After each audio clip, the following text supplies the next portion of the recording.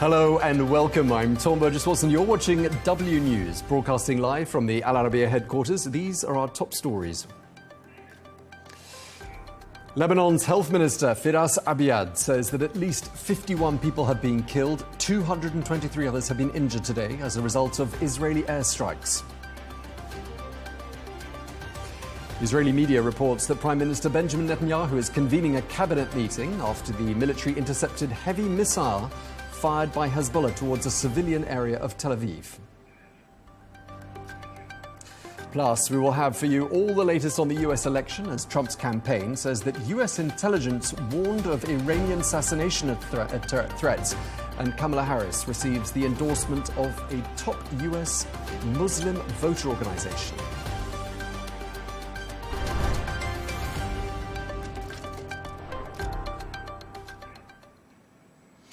Welcome. We begin in Lebanon, where the country's health minister, Firas Abiad, says that at least 51 people have been killed, 223 others have been injured today as a result of Israeli airstrikes.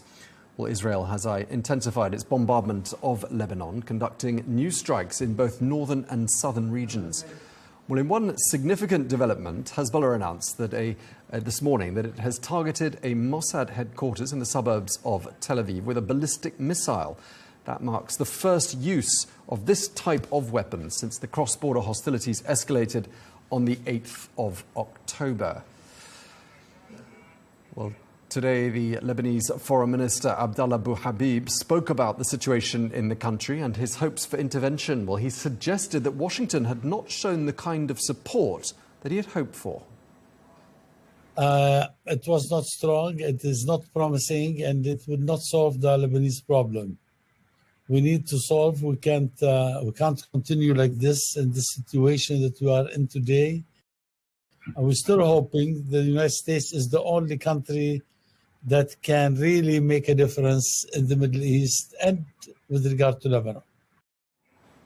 The Lebanese foreign minister speaking there. Well, for the latest from Lebanon, we can cross to Beirut and speak to journalist Hannah McCarthy. Hannah, thanks for joining us once again here. 51 people reported to have been killed today by Israeli airstrikes in Lebanon. Reports of airstrikes near the coastal town of Byblos as well. Just talk us through Wednesday's main developments, if you will. Sure. So, Israeli bombardments have continued in South Lebanon, in the eastern Bekaa Valley, and as you said, in an area north of Beirut that hasn't really seen many strikes. It saw one strike a few days ago, which people thought was perhaps an accident, but the strike we saw today was much more deliberate. There's a very small Shiite community near Jebel, which is a mostly Christian town, and that seems to have been targeted. So that's provoked a lot of fear among those living in the northern part of Lebanon who thought they might remain out of the fighting and where they're living might remain safer. Again, the death toll has gone up, 51 dead today. It's not anything like the sort of numbers we saw on the first day. Is that a sign that Israel is pulling back its strikes? It's not clear yet, but again, it's a big loss of life again for Lebanon. Sure, and we're talking about people continuing to flee the south of Lebanon, where they're deemed to be in harm's way. What sort of places are they going to, and are provisions being made for them by the authorities? Sure. So about 90,000 people are newly displaced, according to the UN. That's on top of 110,000 people who were already displaced by the last year of fighting between Hezbollah and Israel. So people are spreading out around the country. People are going to cities still in the south, like in Saida, because that's the first place they were able to reach, particularly, if they were injured or they didn't really have anywhere else to go. People arrived in Beirut shortly before there was another strike on the southern suburbs, which again has provoked a lot of fear among people who are looking for a safe sanctuary. And many of these people, they're arriving at schools that have been repurposed into shelters. So they're not, they don't have protective structure. Okay, it looks like we've got a bit of an audio issue there with Beirut. Speaking to our correspondent Hannah McCarthy there in Beirut. Seems the situation there is no doubt having an impact on communications with the country. Well, let's move on and let's get perspective from the Israeli side of the border now. We can cross to Tel Aviv and speak to our correspondent there, Sarah Coates. Sarah, just tell us what's the latest on the ground there in Israel?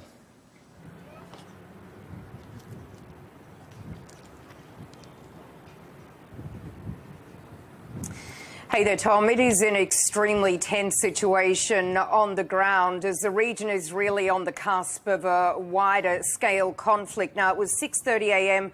local time today that air raid sirens began ringing out in the centre of Israel, right here in Tel Aviv. We had notifications on our phones saying, get to shelter now. This was a surface-to-surface missile that was claimed by Hezbollah, fired by Hezbollah, intercepted by the David Sling missile defense system. And this missile was aimed, according to Hezbollah, at the Mossad headquarters in Herzliya. That's not very far from where I'm standing.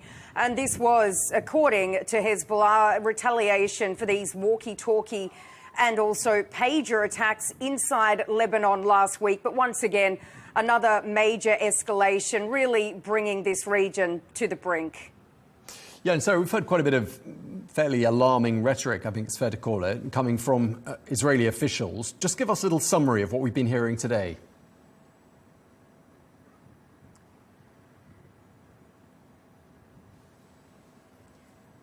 We certainly are a number of different officials. One of the latest lines we've got is from the IDF Chief of Staff, Herzi Halevi. He's been with soldiers who are drilling in these northern communities, telling them to prepare to enter Lebanon. He said that the military is preparing for a ground offensive against Hezbollah. He said that Israel has upped its attack since this surface-to-surface missile was fired at the centre of the country early this morning.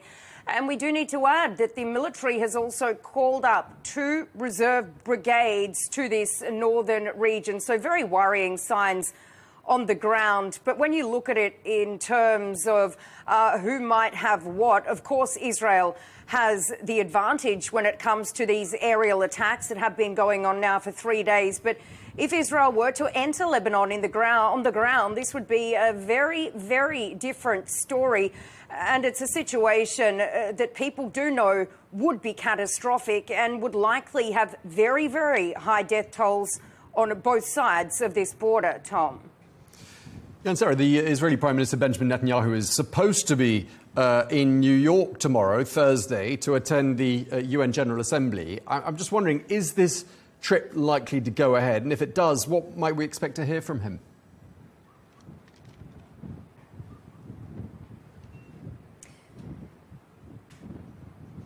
Yeah, we are hearing now that this does seem likely to go ahead. That's according to a number of Israeli officials. We do understand that the Foreign Minister, Israel Katz, is likely to step into the role of Benjamin Netanyahu if he does fly out as planned tomorrow. Now, he'll be taking with him, according to a number of sources, hostage families, people who've lost loved ones in Gaza, and also family members of people who are still being held there. But this is expected to be a very, very different reception for the Israeli Prime Minister compared to what happened last year. He gave an address really sort of touting a new era in the Middle East. But this year, if he does go, he's expected to be met with protests, met with walkouts. And what we potentially could expect to hear from Benjamin Netanyahu really is a threat of Iran. He's expected to rally the global community, saying that basically Israel is fighting this war in Gaza, fighting this battle on the northern front on behalf of the West, really nailing down once again, as we've heard from him so many times, about the threat of Iran in the region. But still not 100% as to whether this trip will go ahead. But if it does, not going to be a very warm welcome, I suspect. All right. Well, thank you very much indeed for bringing us all the latest from Tel Aviv. Sarah Coates, thank you very much indeed.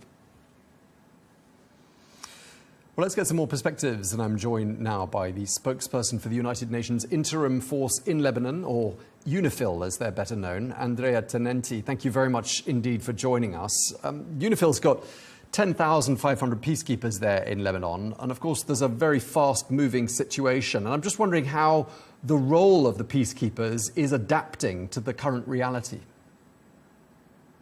Yes, the role of the 10,500 peacekeepers from 50 different countries has been adapting in the last 12 months to the situation on the ground. And we have been continuing to monitor, patrolling, supporting the Lebanese army, trying to deconflict the situation along the blue line, but also assisting local communities. Of course, in these days, the situation in the last 3 or 4 days has been more challenging with some of the heaviest exchanges of fire and shelling, especially into Lebanon, that we have seen in the last 11 months. So it's been more difficult to be operational, but the head of mission of UNIFIL, General Lazaro, has been in touch with the parties. He kept this open channel of communications with both sides in order to de-escalate the situation, and also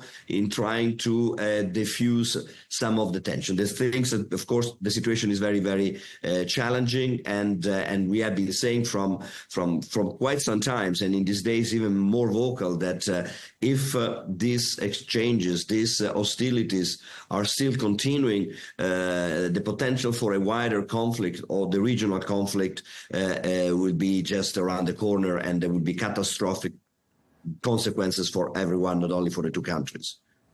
Yeah, I mean, I was just looking at the UNIFIL mandate, and one of the stated goals is to confirm the withdrawal of Israeli forces from the south of Lebanon. And I'm just wondering, what happens if Israel starts a ground invasion?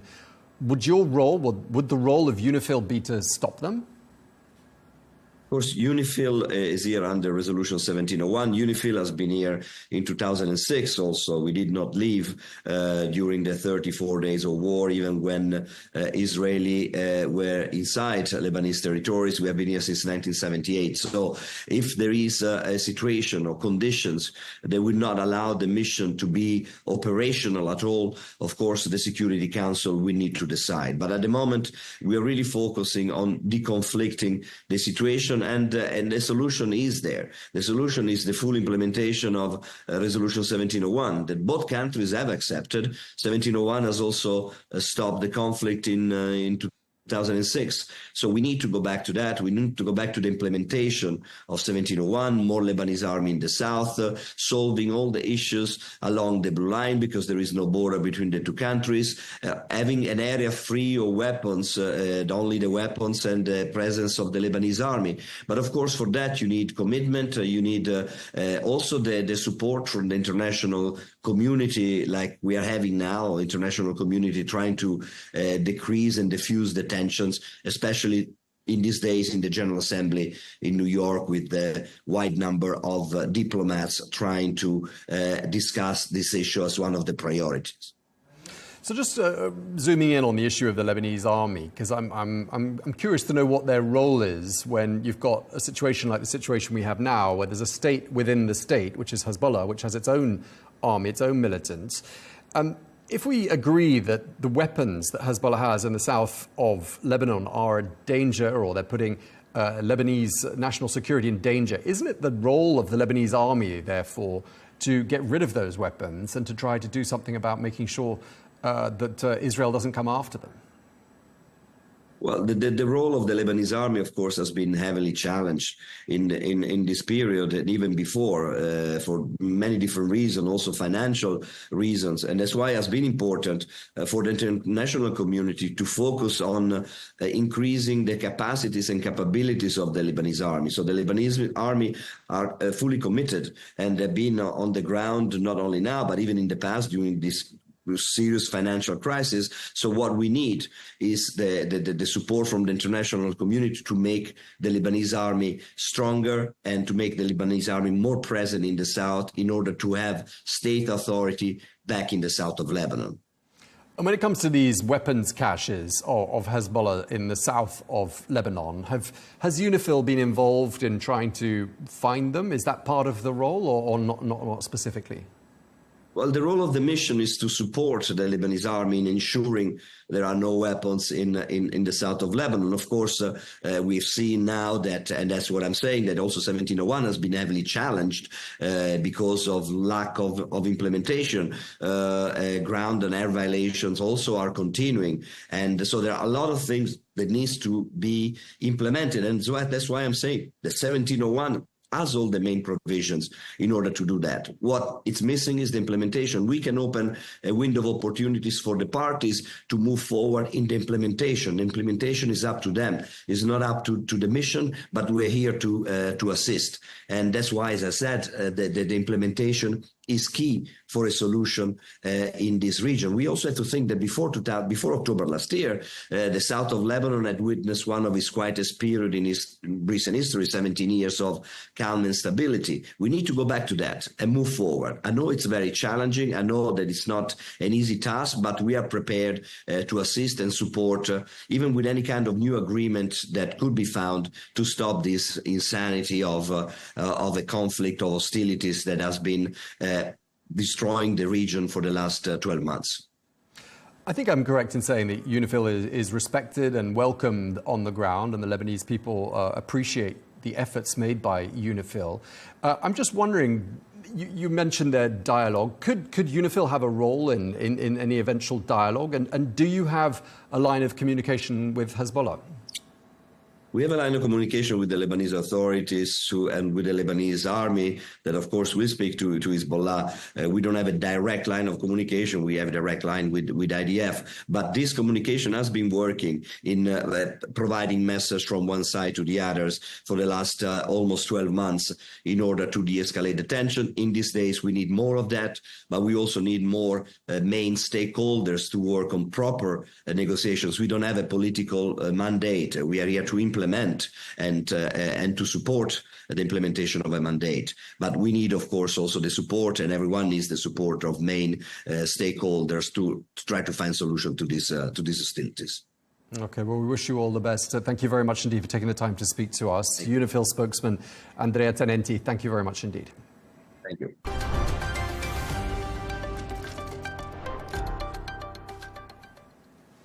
Let's turn to the United States now, and in a boost to her campaign, the Democratic presidential hopeful Vice President Kamala Harris has been given the endorsement of one of the biggest Muslim American voter mobilization groups.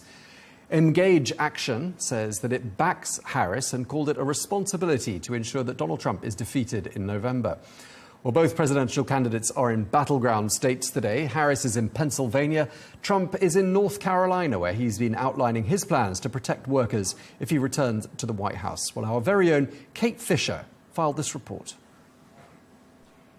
Pennsylvania is key to both Harris and Trump's path to the White House. It's the swing state with the largest number of electoral college votes. Harris is set to deliver what aides are describing as a major address on the economy. That's the biggest issue for voters in the election. She's expected to describe her economic philosophy as pragmatic and not bound by ideology, and she'll also discuss new manufacturing initiatives. Trump, meanwhile, touted his economic plans in another swing state, Georgia, on Tuesday, saying that he would reward US-based manufacturers with tax breaks. Under my leadership, we are going to take other countries' jobs. Did you ever hear that expression before? Have you ever heard that we're going to take other countries' jobs? It's never been stated before. We're going to take their factories, and we had it really rocking 4 years ago. We're going to bring thousands and thousands of businesses and trillions of dollars in wealth back to the good old USA. That's what we're going to be doing it, and doing it fast. Today, Trump's due back in North Carolina after he held a rally in the state at the weekend. A new Elon University YouGov poll puts Vice President Harris 1 point ahead of him in the state, and that's well within the margin of error, but it still shows that the race has tightened there since Harris became the Democratic nominee. Meanwhile, Donald Trump's campaign says that the former president has been briefed by US intelligence officials about possible assassination plots from Iran. The Trump team says the briefing included details about real and specific threats from Iran to assassinate the former president, something that the campaign said was an effort to destabilize and sow chaos in the US. Iranian threats have reportedly heightened in the past few months. Trump warned on Truth Social, that's his social media platform, that Iran would likely try again in its efforts. It all comes as a report into the attempt on his life in July at a rally in Pennsylvania found that the Secret Service had made a, quote, series of foreseeable and preventable mistakes. Investigators also found that Secret Service personnel have since deflected blame as a result of their responsibilities not being clearly defined ahead of the rally. Kate Fisher, Al Arabiya News, Washington. Okay, well, for more, I'm joined here in the studio by the chair of Republicans Overseas UK, Greg Swenson. Very good to have you with us here on Arabiya News once again. Thanks for coming in. More details are coming in about what happened on the 13th of July. It's been dubbed the worst secret security failure in decades. And I'm talking, of course, about that assassination attempt on Donald Trump. Then on the 15th of September, there's that attempt on the golf course. And now we've got this message that was put out by Donald Trump overnight saying, quote, big threats on my life by Iran. What do we know about that? It's been out for a while, actually. It's, I was talking about it in July at the convention and shortly thereafter. And they were, they basically put hits on not only Donald Trump, but Mike Pompeo, Robert O'Brien, former national security advisor. So, this is a pretty blatant threat from Iran. And I think intelligence has picked it up, but I think in many ways they brag about it, too. So, and I don't think the response has been there from the Biden administration. They've sort of continued to appease Iran on so many metrics. And if you look back at 1993, when the attempt on George H.W. Bush was made public, Bill Clinton, even though he was in the opposition party, he sent the bombers into Iraq. So I think that's the kind of threat we're not seeing from the Biden administration. And this isn't, of course, the first time we've heard about Tehran somehow trying to interfere in the 2024 presidential election, is it? No, it's not. And I think you'll see more of it. So, this is something that, appeasement's never going to work here. I think there's got to be some demonstration of strength from the Biden administration. Throughout the last week or so, throughout this bulletin this evening, we've been very focused on developments in the Middle East, in Gaza, in Lebanon, in Israel. In your view, what would change with regards to Middle Eastern policy were Donald Trump to take back the White House? It's hard to predict because President Trump is so unpredictable. But I think if you just make it a referendum on two administrations. What you had in the Trump administration was peace and prosperity. You had the Abraham Accords. You had the movement of the embassy to Jerusalem. He was a friend of Israel. That was clear. And I don't think you're seeing that clarity from the Biden administration. So, 4 years ago, it was relatively peaceful in the world and in the Middle East. And now we have a lot of volatility and a lot of uncertainty. So I think it's just the way to look at it is make it a referendum on two administrations. Will, Trump replicate the exact strategy he had during his first administration? Probably, but, I can't guarantee it. But again, I think if you just look at the two and the outcomes, not just the policies. When it comes to foreign policy, do you think all world leaders want someone unpredictable? Don't they want an element of predictability? I think that's helpful, and I think that's one of the challenges with President Trump. But on the other hand, our adversaries are a bit afraid of unpredictability. And what we've seen in the last 3.5 years is really the largest decline in U.S. influence perhaps since the 1930s. That's not a good sign. So I think from a foreign policy perspective, there's a reason that President Trump polls higher than both Biden and Harris in terms of, ability to protect the country, foreign policy. It's amazing. You always think of President Trump leading on inflation and the economy and the border crisis, but he's also leading on foreign policy. But the polls do suggest they're pretty much neck and neck. And when you look at the national polling averages, you're looking at a slight lead for Kamala Harris. I don't know if that's significant or not, because obviously it's all down to those swing states and the undecided voters. But what sort of evolution are you noting when you look at the polls every day or every week? Yeah, I follow them every day, and I think you're seeing trends. You surely don't have the meteoric rise of Kamala Harris during the reimaging of her in late July and August. That was where she went from Biden's enthusiasm numbers in the 30s to hers in the 60s. However, she leveled off. And since then, we've had, good week for Kamala, good week for Trump the next week. So it's very tight, as you pointed out. The fact that she's up 1.5 to 2 points nationally, A, it doesn't matter because of, it's all about the swing states and the Electoral College. And B, she's actually not leading as much as Hillary was in 2016, nor President Biden was in 2020. So I think that's a good sign for Trump, but even admitting that, it's going to be really close. On Tuesday, we've got the two vice presidential hopefuls who are going to go head-to-head in a televised debate, J.D. Vance, Tim Walz. That's the last televised debate of the campaign, isn't it? Yeah. And I'm just wondering why Vance is trailing in the polls, in your opinion. Yeah, I think, look, the press obviously doesn't like him, and they don't, as they don't particularly like President Trump either. So, you've got a rebranding of Kamala and complete support from the legacy media, I would call it activist media in the U.S. That's helping both Tim Walz and Kamala Harris. But if you look at the details, J.D. Vance, I think, is much better at articulating the message than President Trump is. So I think he's been surprisingly good on the campaign trail, on the stump. And the other thing I'd like to point out is Tim Walz, when he was nominated by Kamala Harris, her numbers went down 5 points in Minnesota. So she went from up 10 to up 5. And Tim Walz is, governor of the state that's number 5 in the nation for people leaving the state and moving to red states. So I'm not sure it's a great indicator for Tim Walz. J.D. Vance has done a good job, in spite of it being slightly controversial. He's doing a good job articulating the message. And we often hear that the media doesn't like Donald Trump, the media doesn't like J.D. Vance. As someone from the media, right. I mean, I would counter that by saying, isn't it the job of people seeking high office to make the media like them? Not just the media, but the voting public as well. That is part of their job. I agree, Tom. That's one of the challenges for the Trump campaign. He still manages to top out at 47%. He is polarizing. And I've always argued there's been media bias against Republicans.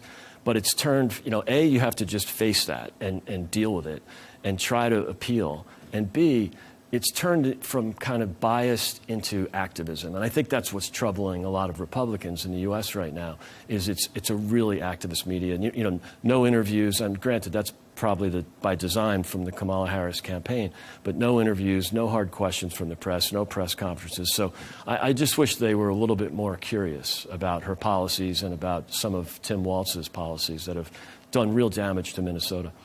So just talking there about the vice presidential debate, what about round 2 of the presidential debate? Do you think we're going to see, I know Donald Trump said he won't have another debate against Kamala Harris, but do you think he'll perhaps surprise everyone? He could. I think if he does, he has to do a better job. I think it was a real missed opportunity for President Trump. And I think the consensus is quite obvious that in terms of the actual debate, Kamala Harris did a better job. She had a good night. She was on form. She was well rehearsed. In fact, perhaps too rehearsed.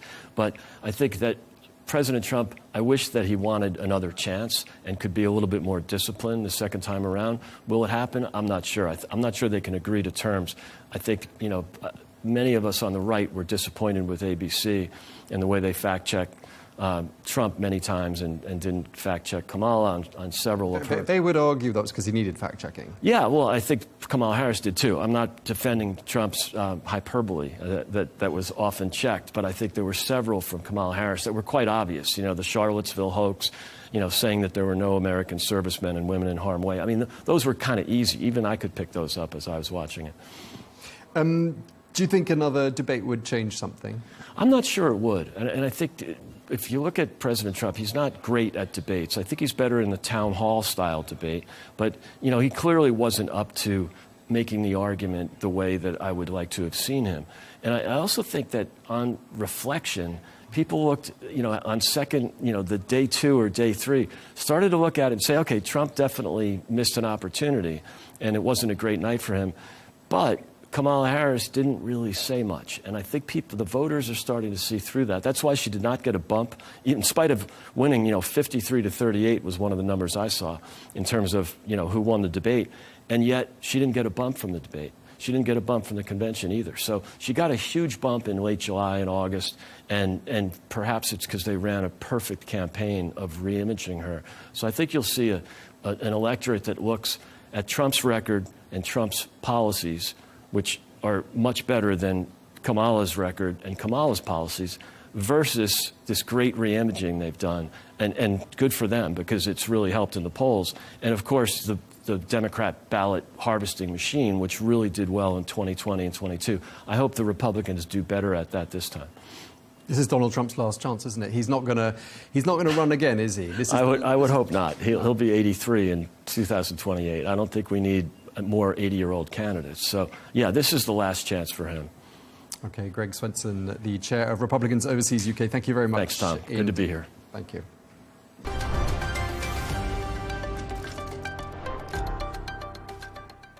Let's get a check of some business news stories we're following for you now. And in its latest OECD report, that body has raised the forecast for the world economy this year.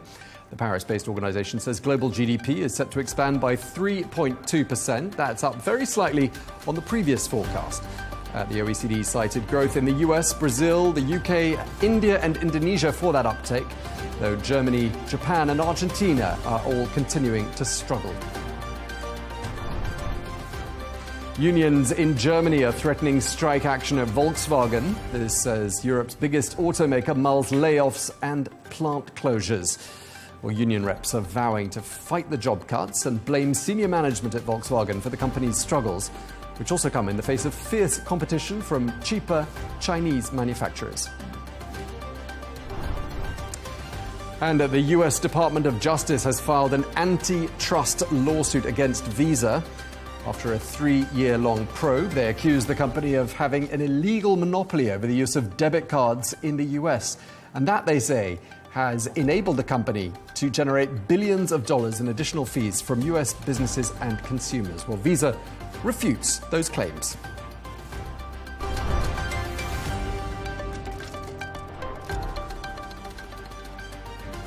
A reminder of our top stories. Lebanon's Health Minister Firas Abiad says that at least 51 people have been killed, 223 others have been injured as a result of Israeli airstrikes.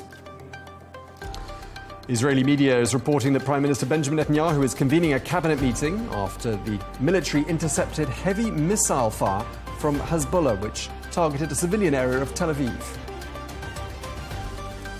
Plus, in the US election, Donald Trump's campaign says that intelligence is warning of fresh Iranian assassination threats. And Kamala Harris, meanwhile, has received the endorsement of the top US Muslim voter organization. Well, that is all we have time for. Coming up next is Riz Khan, and at 1:30 p.m. Eastern Time, do join my colleague Rosanna Lockwood for Global News Today with her special guest, the Lebanese Health Minister, Dr. Firas Abiad.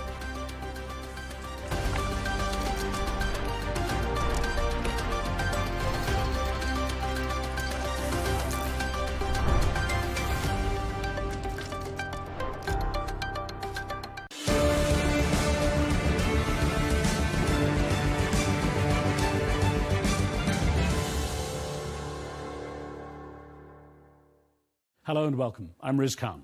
This week, it's the family feud which became America's uncivil war. Uncle against nephew, Donald versus Fred, Trump versus Trump, and now Democrat versus Republican. Donald Trump's nephew, Fred III, talks to me about the assassination attempts, political violence, eating pets, why he's campaigning for Kamala Harris, and why he can never forgive his uncle's treatment of his disabled son. I needed to talk to him about William. And he just said, he doesn't recognize you. Let him die and move to Florida. And I'll speak with Hollywood's best bad guy, Danish actor Mads Mikkelsen, about safety on set and what really makes him Mads. Back home in Denmark, I get to play all kind of different characters, variety of human beings. And yes, in America, there's a tendency, if you have a funny accent, that they will make you the baddie. But we start with Fred Trump III. He's written a book titled All in the Family, The Trumps and How We Got This Way. He writes warmly about his father, Fred, who died at the age of 42 after suffering from alcoholism. And he says that's when the rift between the family became a chasm.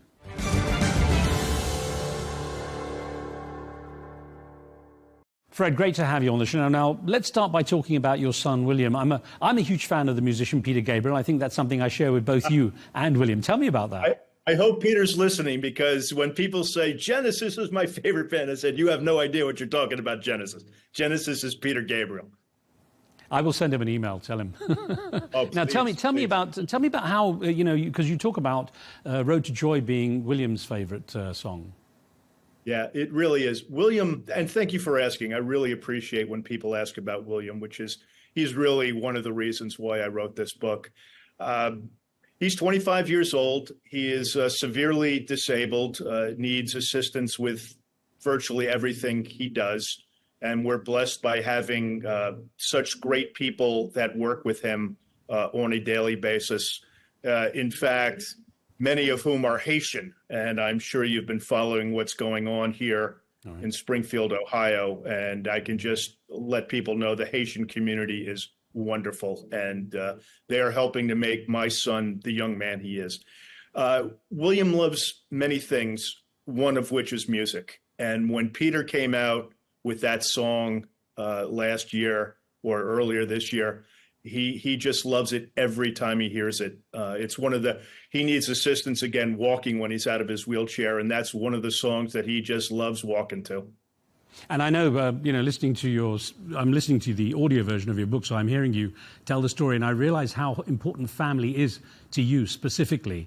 And the thing is that Donald Trump, your uncle, his treatment of William was at the center of one of the most shocking moments in your book. So just tell me a little bit about that. Yeah, if I can quickly go back, if you don't mind, Riz. Sure. When Donald was elected, my wife reached out to my cousin Ivanka. We knew that this would be our opportunity to take our advocacy of people with intellectual and developmental disabilities to a new level. It culminated in a meeting in the White House, in the Oval Office, and Donald attended, which I very much appreciated. And we spent about 45 minutes going through the issues that were important to us, including ways that we could save money and yet get better services for the disabled. When the meeting ended, I was called back in to see Donald, and Alex Azar, the head of Health and Human Services, was in the room. And Donald says, "Hey, pal, how's it going?" And we chatted for a minute, and he said, "Those people, the costs, they should just die." I obviously really didn't know what to say, so I just said, "Thanks very much. I'll talk to you soon." 3 years later, I needed to talk to him about William. And he just said, "He doesn't recognize you. Let him die and move to Florida." Now, I don't know how one person could say that about another human being, least of all his grandnephew. And it's important to note that Donald had never asked to meet William and never has met William. So how he knows that my son wouldn't recognize me is beyond me. William certainly recognizes me, and he recognizes every person in his life. And Fred, that makes me wonder, as hurtful as that comment could it be something that Donald Trump might have said on the spur of the moment and perhaps even regretted afterwards? Or do you think it's more a reflection of an aspect to his character? Oh, I think there's no regret. And when the book came out, there was, some releases from my cousin Eric and even Donald and the campaign. Not once did they acknowledge that comment. So he has no empathy whatsoever. And as you said, you've been listening to the audiobook, so you know how he treated my father. It just doesn't exist, whether it's family or it's not family. And that's the thing that you describe how you're basically cut off financially. And I wonder what the financial impact of that family feud has been on your ability to care for William. Well, we will get through it. And we have, as I said, some wonderful people in our lives that help take care of William. We look for, our state assistance financially for William and for all the disabled community. William is now in a group home. We work with an organization for actually since William was in their Birth to 3 program. So again, he's 25 years old.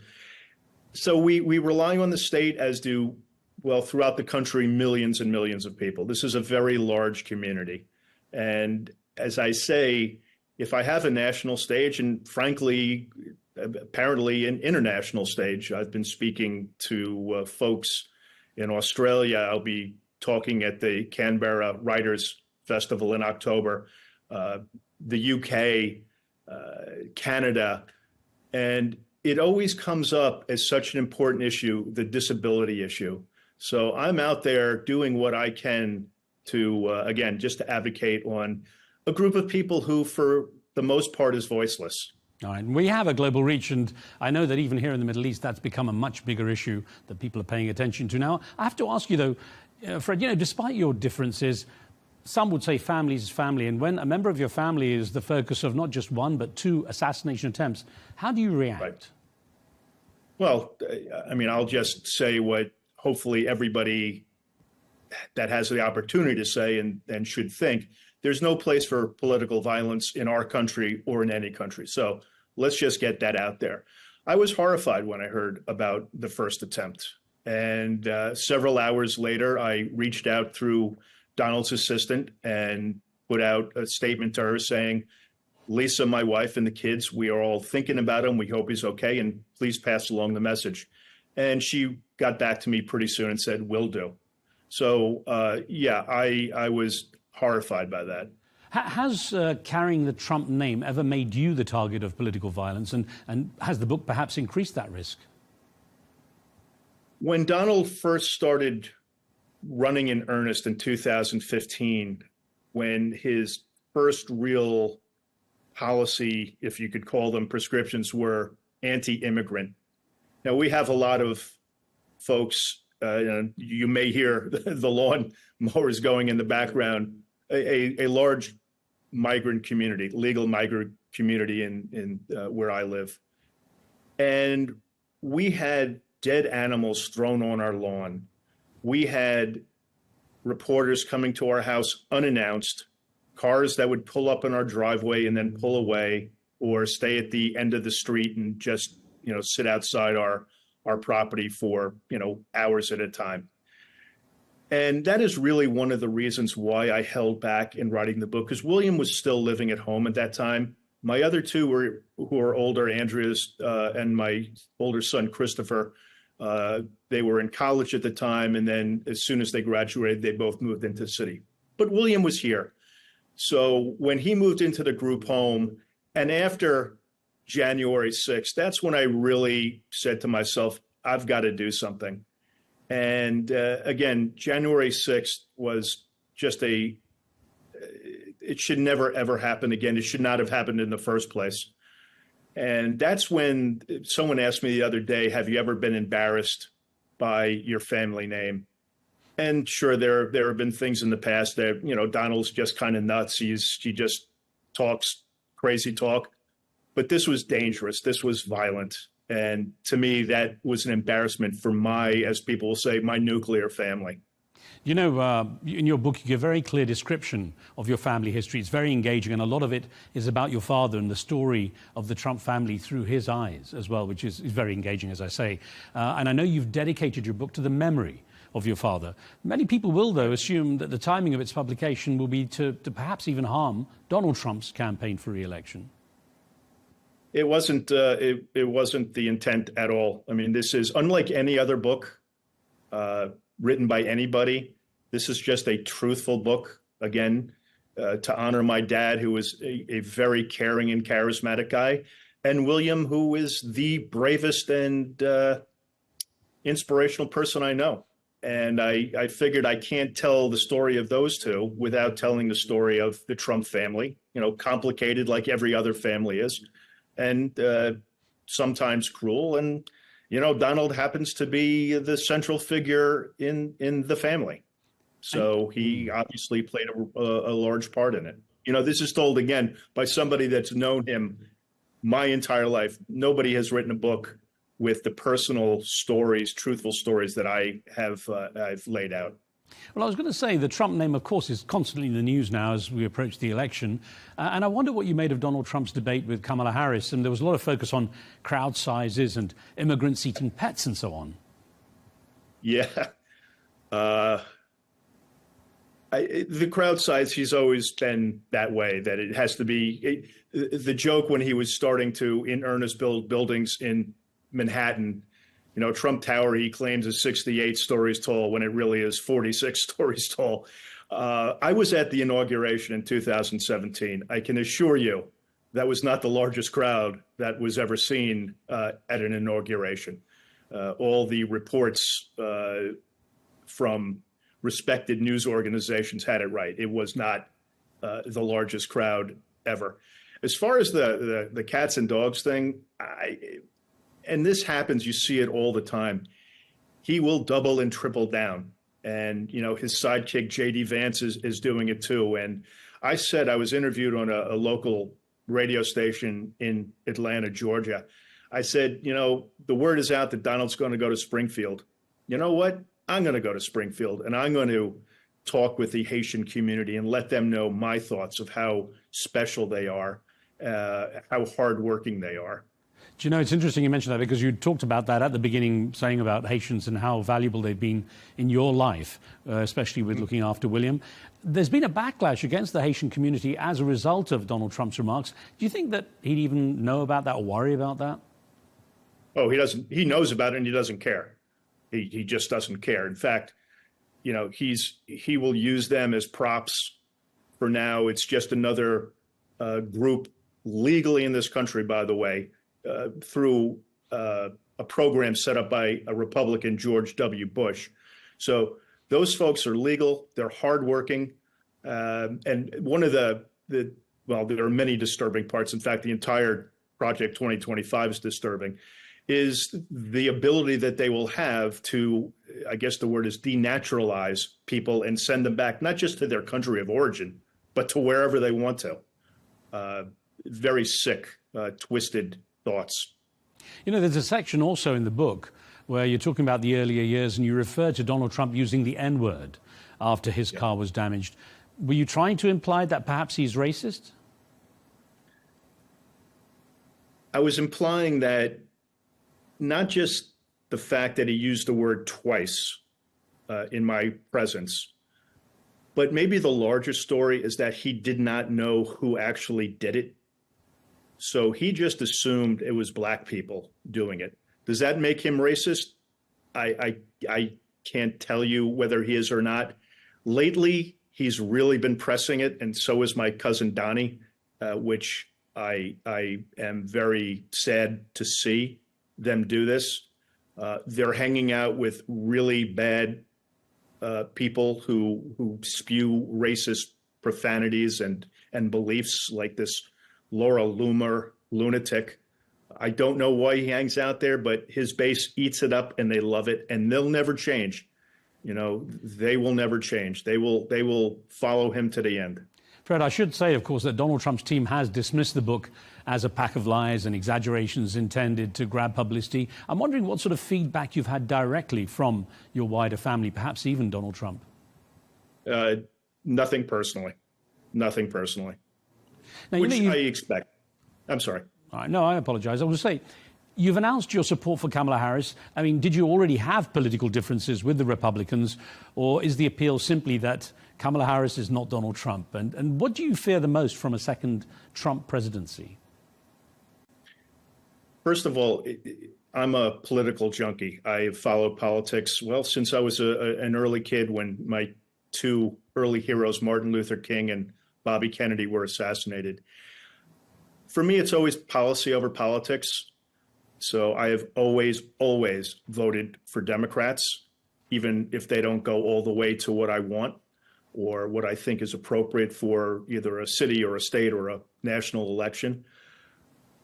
And I'm doing that now. The Harris campaign has the policies that I believe in. I think she is the person, and her administration will keep this country moving forward, because America is great, but we need some issues to be changed and handled and I'm confident that she will do that.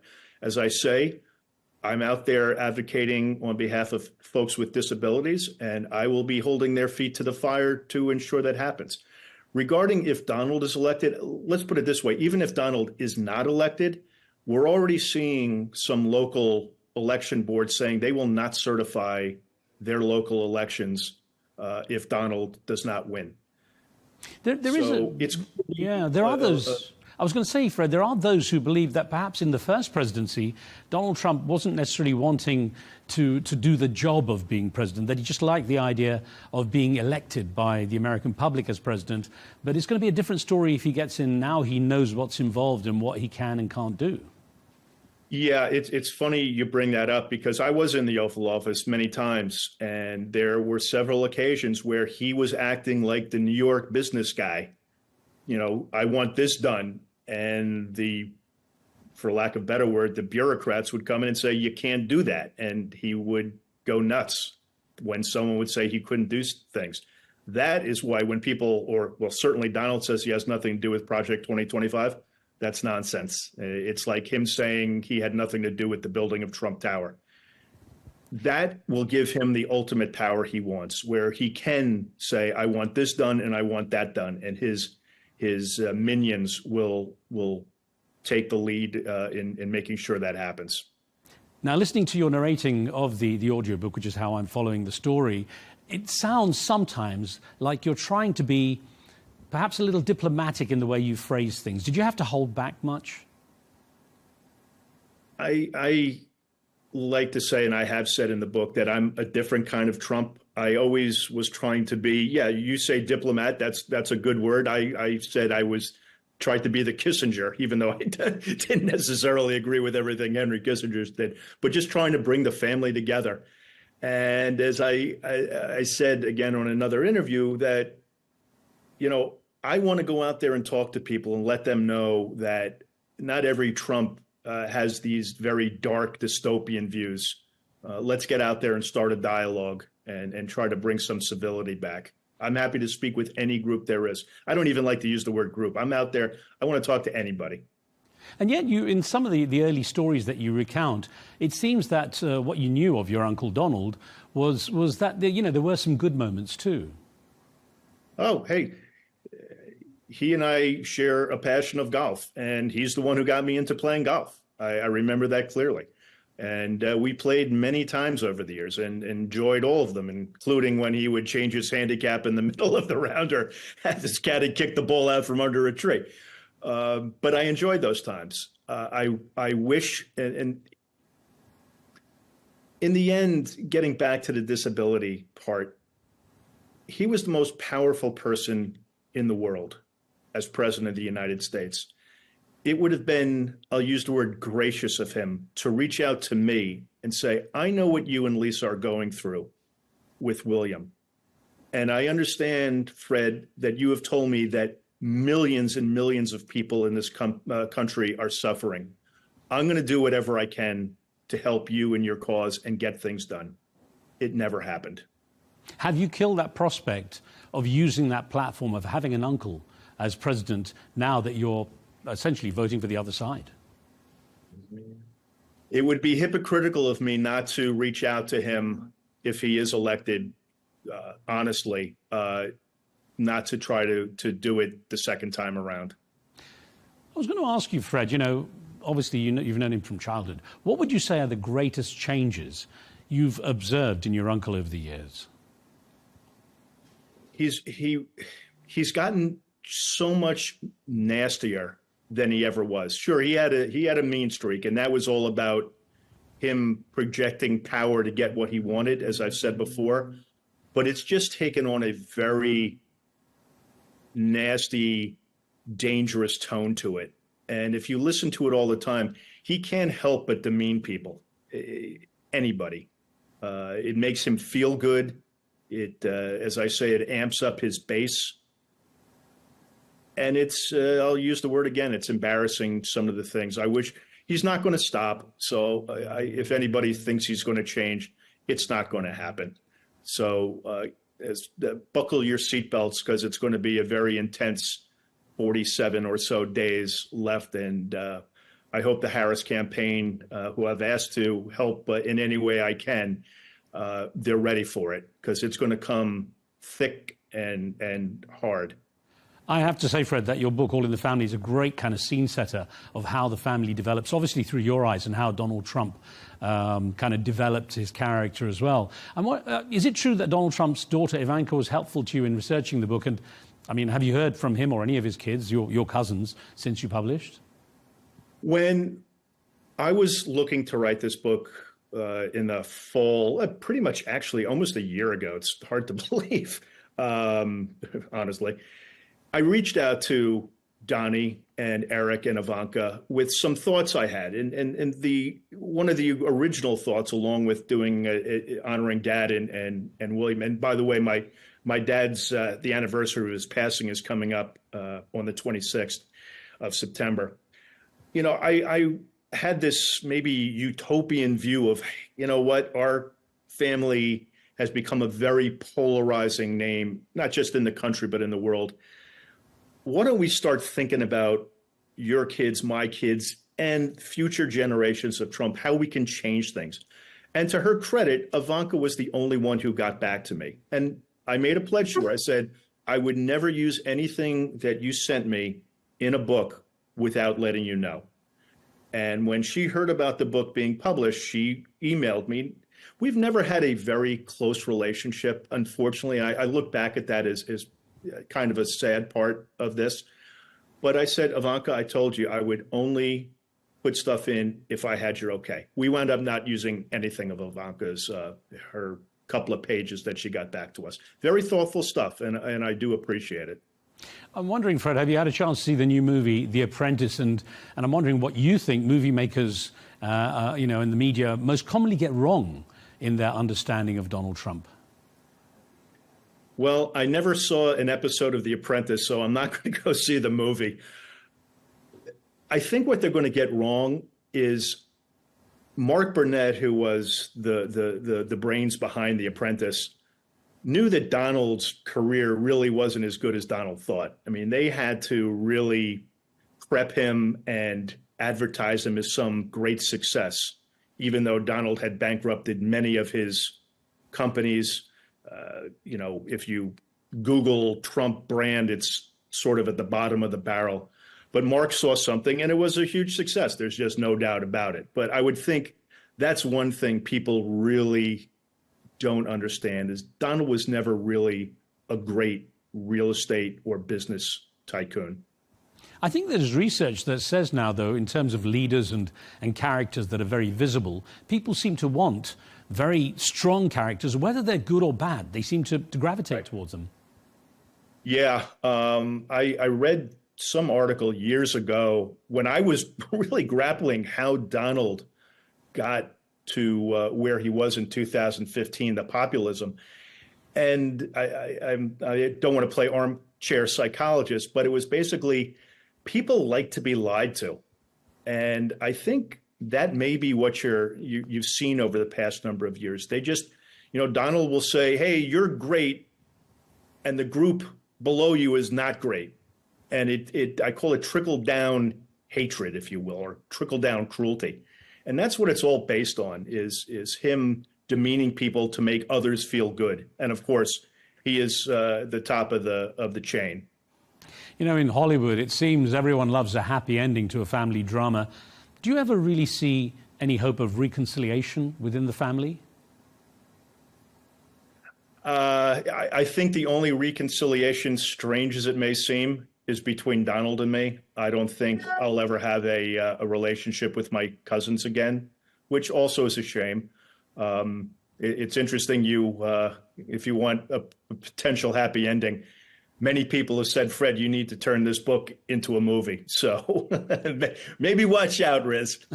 Well, do you have, I mean, has there been a time you ever celebrated together? Have you given each other a Christmas present? Anything like that? We haven't done that in decades. You know, Christmas, when my grandparents became very old, the family Christmases and Thanksgivings sort of petered out. Now they're all held down in Donald's house in Palm Beach. I have my wonderful family here, Lisa, Andrea, Christopher, and William, and we love celebrating together or, bringing in friends, which is very important to us. And it sounded like it started with your grandparents actually creating that kind of split with all the kids. Yeah. Christmas and Thanksgiving were not the most warm and friendly and cuddly times of the year. And it's not even a half joke. It's a joke that one great benefit is nobody wanted to be around each other for more than an hour or so. So it may not have been the most wonderful time, but it was over pretty quick. As we wrap up, Fred, I want to ask you to reflect on the thought, is the name Trump a blessing or a curse for you? Oh, it's been a curse. But that being said, if I can use it for good, and I intend to with my wife, Lisa, okay, I'll use the Trump name. I'll take the slings and arrows as long as my kids are kept out of it. That's fine with me. Well, listen, Fred, it was great talking with you. I wish you a good time remembering memories of your father as the anniversary comes up. All the best to you and your family. Thanks. Same here. Take care. Appreciate it. You're welcome. Bye. Take care.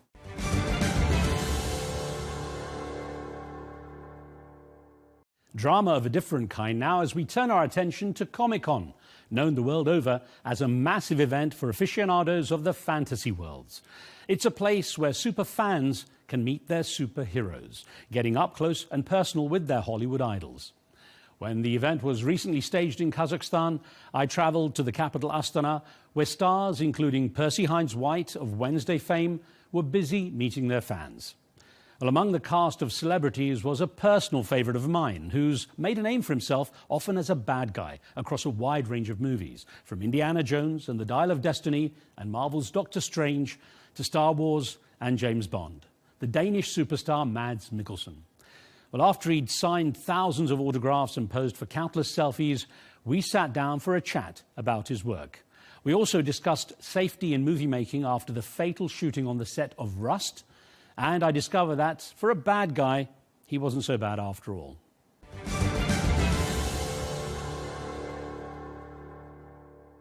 Mads, it's been great to spend some time with you here in Astana at Comic-Con. Your first time in Kazakhstan as well. Yeah, and it was spectacular. I came out of the airport and there was this giant poster for the nomadic games. There's this guy on a horse with a giant bird, I believe it's an eagle, and shooting a bow. And I was like, this is crazy, because my very first film I did in America was King Arthur, and I was on a horse with a bow and a bird. Going from country to country as you do for events such as Comic-Con, how different do you find the fans to be? Well, they vary from culture to culture, and and even in Europe, those countries will also be very different from each other. England is it's middle-aged men who collects James Bond artifacts. Asia, it's for my case, it's a show called Hannibal, where the young girls are identifying with those two characters a lot. So it's all about the culture where you go to, what they're into. That's ironic, because I asked my daughter Zara which of the roles, because you've been in so many universes, right? That I asked her which is the favorite role, and she said Hannibal. Yes. It's just strange. And you then said, it's the young girls. And it's very interesting because it's two men, and predominantly men issues, but somehow appealing to young girls who's like going through that puberty thing, identity thing, because these two guys are also looking for their real themselves in this. It's interesting because you, again, are in so many worlds, from Star Wars, Harry Potter, the Fantastic Beasts. True. You're in Marvel, the Marvel Universe. You're in Doctor Strange, James Bond, of course, and Indiana Jones. Yeah. I don't know anyone else who's crossed over so many. I don't know. Definitely not any Danish people I know of, but there might be a Brit somewhere or an American who's been in all these franchises, but I'm not aware of who that might be. The thing about it is, how do you find being cast as the villain or the dark character pretty much all the time? Yeah, I'll take it any day. I mean, back home in Denmark, I get to play all kind of different characters, variety of human beings. And yes, in America, there's a tendency, if you have a funny accent, that they will make you the baddie. But I'll take it. Knowing you over a couple of days, you just got to be one of the nicest guys. And for the fans here at Comic-Con, incredibly gracious. I mean, your hands are covered with ink from signing. Yeah. I mean, it's thousands, actually, of signatures you've done. There's been a lot of people here, and it's massive. And they're very disciplined. They're standing in line. And if they're disciplined and can stand in line for hours, I can also sit for a few hours. Yeah. How do you feel about the way cinema has gone? Because you do I'm going to call it the pure stuff in Denmark, where it's about the acting, it's not special effects, big productions, smaller budgets, and it's all about you guys. Yeah. How do you find cinemas going when you see it's all about the action stuff for a lot of the world and the Western movie world? Well, that's true to a degree. I mean, in America, they still make a lot of indie films and solid, good stories. But obviously, what we know America for is Hollywood, and Hollywood tend to be very high budgets, right? And there's a lot of repeat things. You do the franchises, and then the third and the fifth, and so on. And some of it is fantastic, and some is not. But that's always been the case with that machinery over there.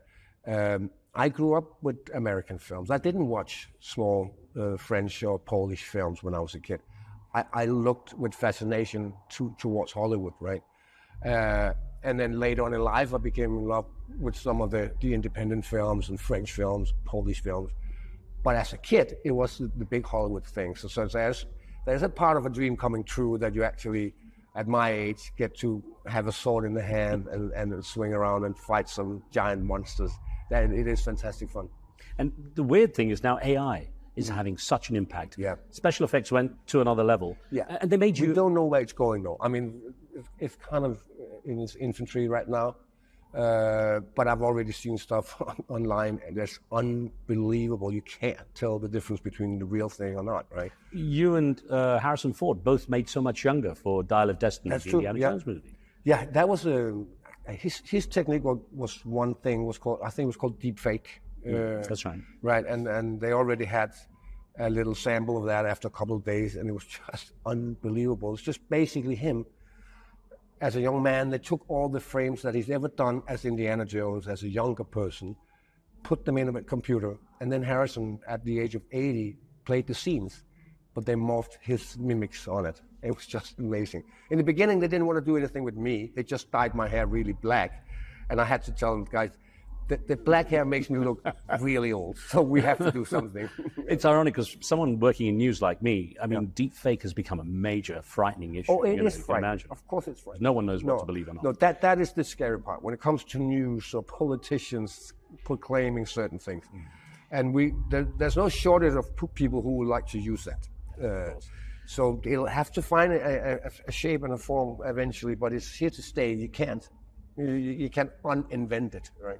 It's online. You're a 1965 baby, so yes. The years are catching up. I'm older than you, so I can talk. But it's interesting you're doing these action movies and things. Are you finding?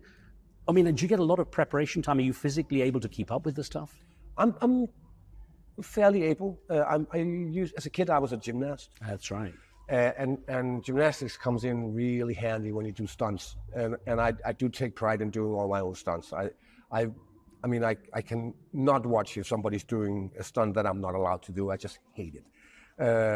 So it's very rare that I don't get to do it unless it's something with a car or something, right? So, but yeah, I can still do all this stuff. The thing is, you always get bruised up or hurt. You always do. And that's fine. But the healing time is a little different now than it was 20 years ago. It just, yeah.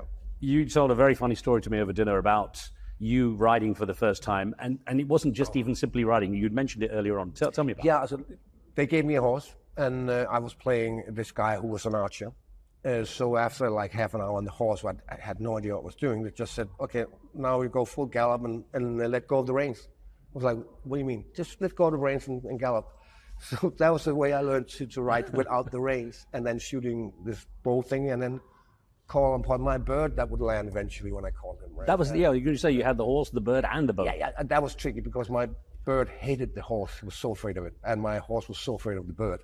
I was constantly going like yo-yo with this one and this one. It was crazy, but I learned a lot from that. So ever since then, I can actually sit on any horse and do pretty fine. Now, I've seen a few interviews of yours, and you said you don't like method acting. And some people really bury themselves into it. They don't even come out of character, when they leave the set.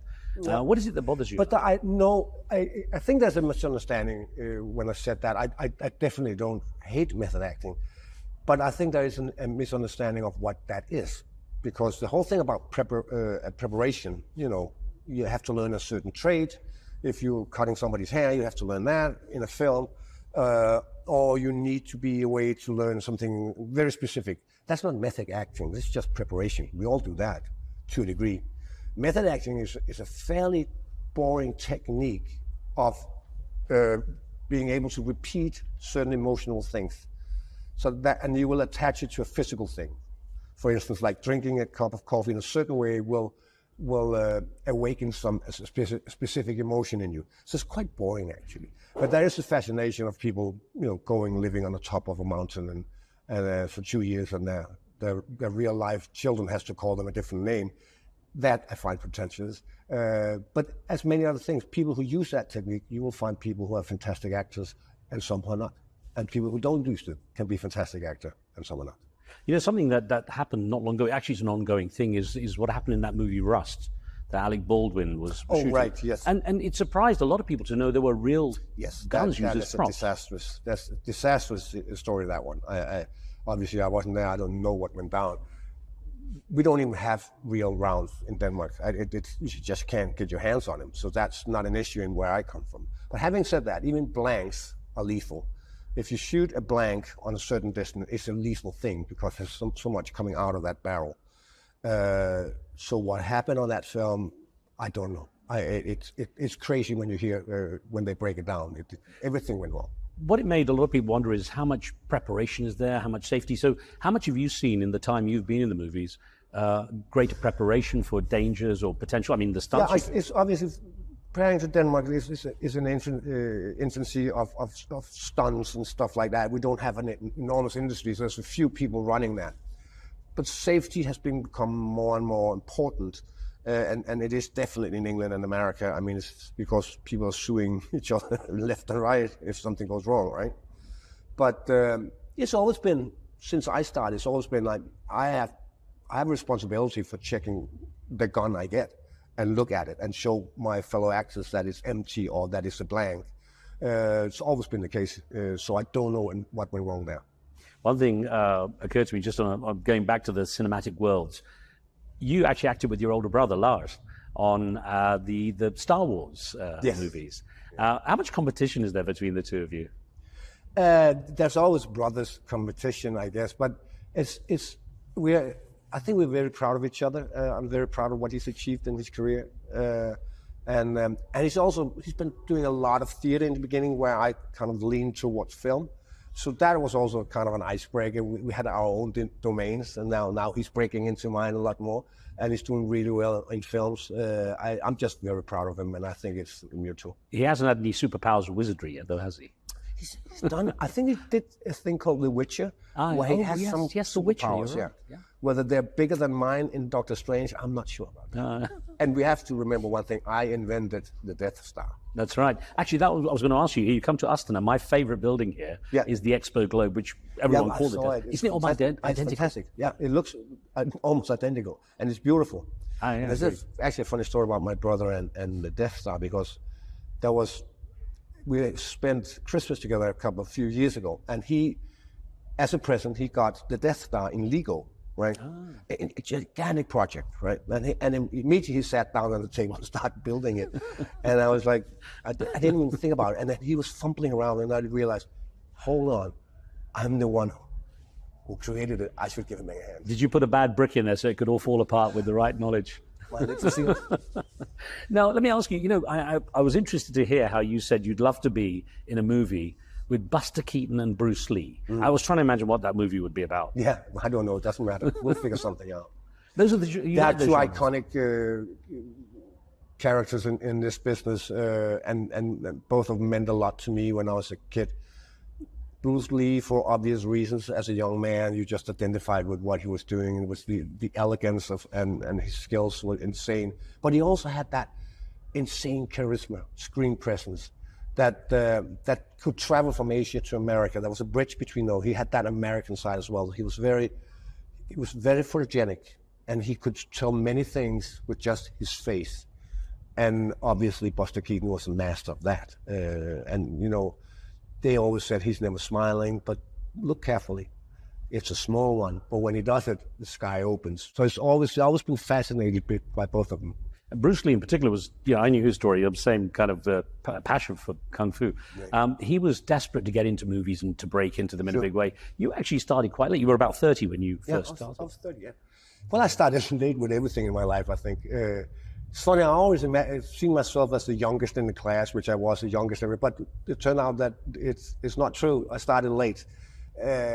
And I think it was a good thing for me. I was probably a very immature young man. So I think 30 was good for me. If I was 20, or let's put it this way, if I was recognized on the street as a 16-year-old kid, that's a very different thing than being recognized when you're 35. You can handle it in a different way. One thing that occurred to me in seeing how down-to-earth you are and how accessible and friendly with everyone, I mean, I've never seen you lose it anyway. I was wondering if that's largely because you're such a family man. You had such a solid family. It maybe. Partly. I think it's also a very cultural Danish thing. It's a small country, and we do have a tendency. I think you have something, tall puppy syndrome. Is that what you call it? Yes. We have this similar thing where it's like, do not think you're anyone.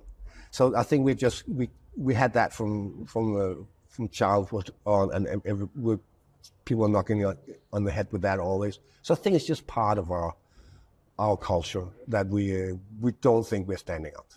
Now, I know it stole a lot of your time. Everyone's been desperate to get a chunk of you while you're here. A couple of things about the future now. I was really pleased, by the way, there's a sequel to Polar, which I really enjoyed. Yeah, good. Yeah.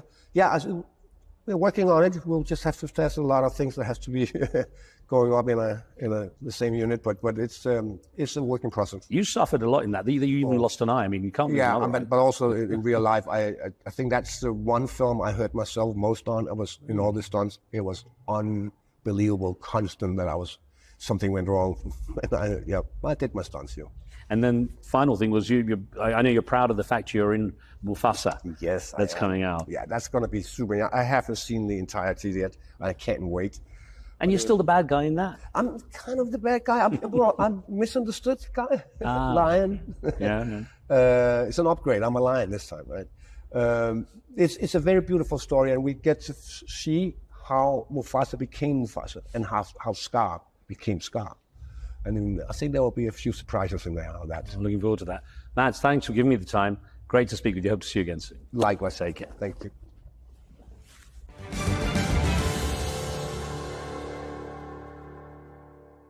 I'll leave you with news of a sequel we can confirm. The Riz Khan Show. We'll be back for another episode next week. From me and the team, thanks for watching. We'll see you soon.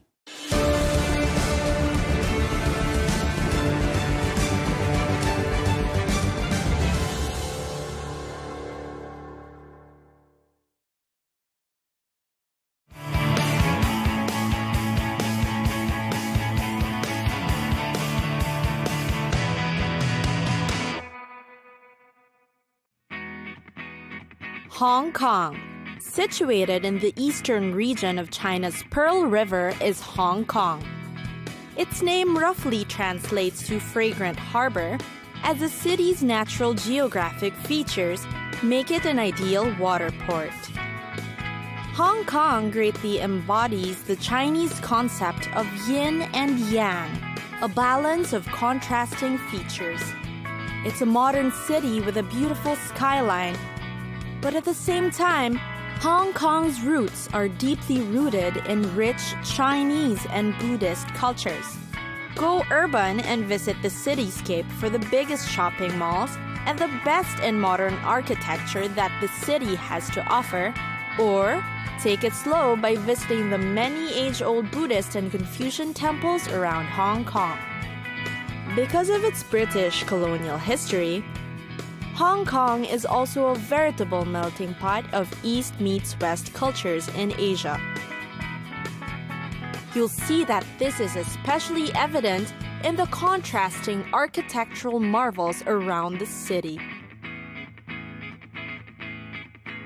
Hong Kong is considered as one of the international hubs in the region and is home to the biggest international companies operating in Asia.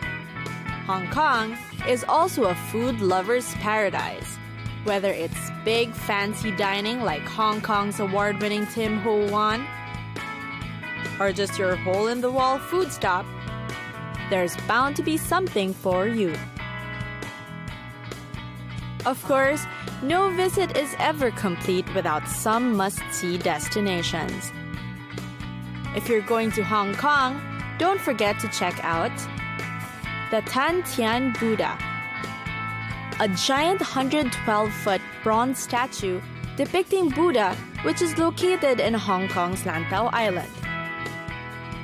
The Star Ferry Harbor Tour, a short 11-minute ferry across the Hong Kong harbor. Tickets are cheap and the ferry schedule is set throughout the day. It's a great way to catch a glimpse of the Hong Kong skyline. For those eager for the Hong Kong nightlife scene, Lan Kwai Fong is a place to be. Boasting of over 90 establishments catering to food and entertainment, Lan Kwai Fong is also known to attract local and foreign celebrities. And of course, let's not forget shopping. Hong Kong's famous Temple Street Night Market is a bargain hunter's dream. Everything from fashion, electronics, toys, and souvenirs are here.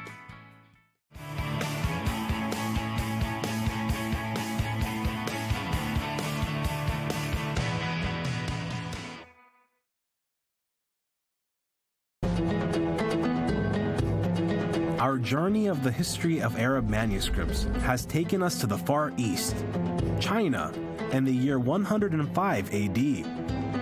A Chinese inventor named Cai Lun created a unique way of producing paper. He used worn rags, old ropes, and tree bark to produce paper. This paper would be known as al-Kaghid.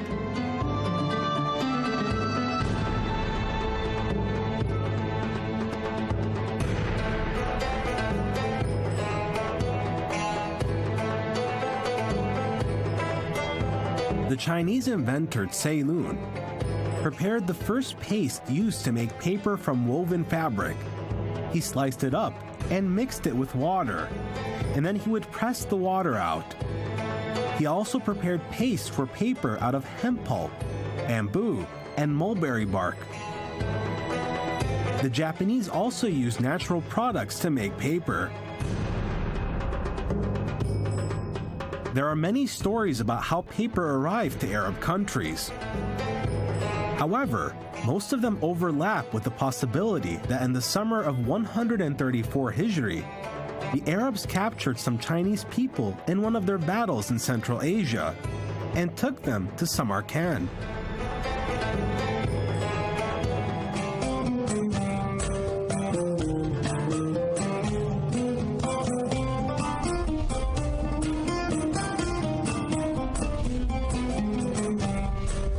These Chinese individuals knew how to make paper, and they taught the Arabs.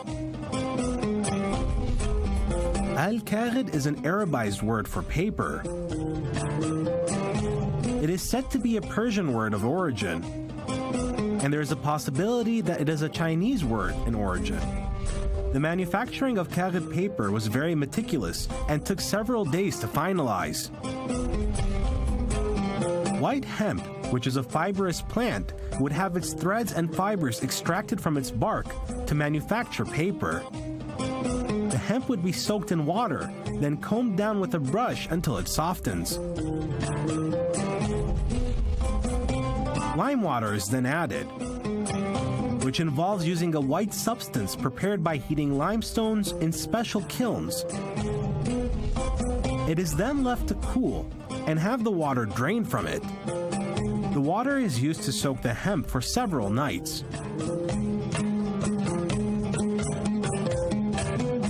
The soft fibers are pressed and placed under the sun to dry.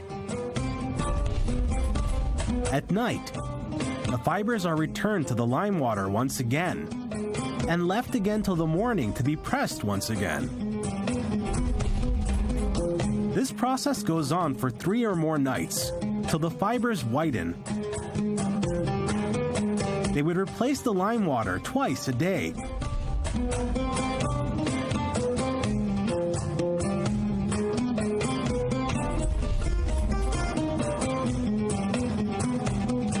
After the fibers would dry, they were cut with specialized tools.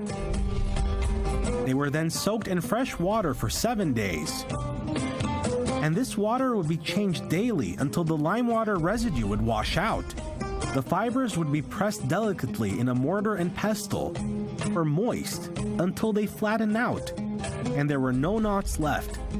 The paste would be dissolved in a bit of clean water until it became similar to fine silk. Special wooden molds were made for the paper, depending on the requests of those who ordered them to be made. And it would contain many holes. The mold would be covered in water, and the paste would be placed on the mold. And it would be evened out by hand to have an equal thickness throughout the mold. The mold is inverted onto a wet wooden board, which it would stick to, and it would be left to dry until it would fall off on its own. The wooden board would be sprinkled with water, and once it dried up slightly, the first side of the paper would be coated with a hemp mixture.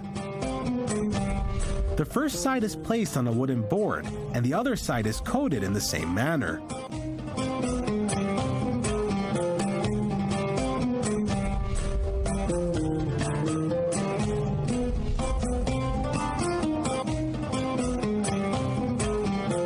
When soaking and starching al-kagid paper, they would use rice starch after boiling and cooking it in a clean pot, draining it with a clean cloth, and using it to soak the paper. The more the process was repeated, the more aged and refined the paper would become. To color paper, they would add saffron to the starch solution, pour it into a bowl, and then gently dip the paper into the solution so that it would not crumble. The paper would then be dried on a fine thread in a shady area and flipped several times until it dries. It is finally polished with a glass polisher.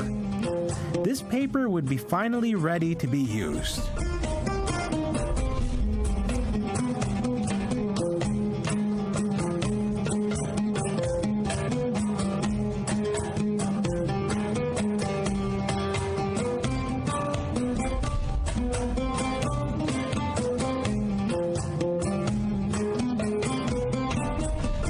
Paper is characterized by being lightweight, small in size, portable, and affordable. These factors made it a mainstay of expressing intellectual findings and thought.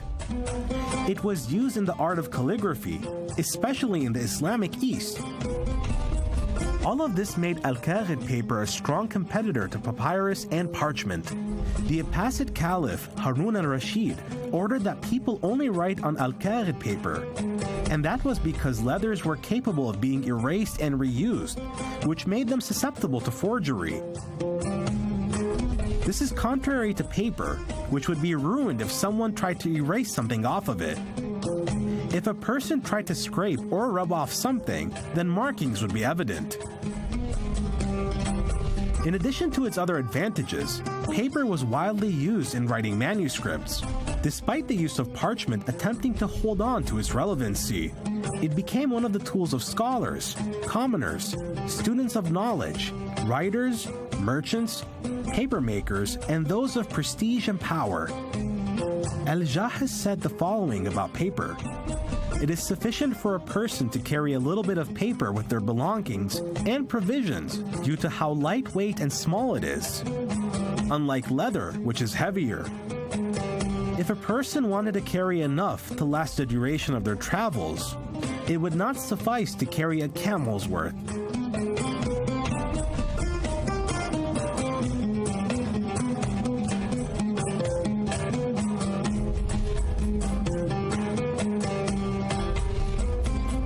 The Egyptian publishing house has one of the earliest books to be copied onto paper.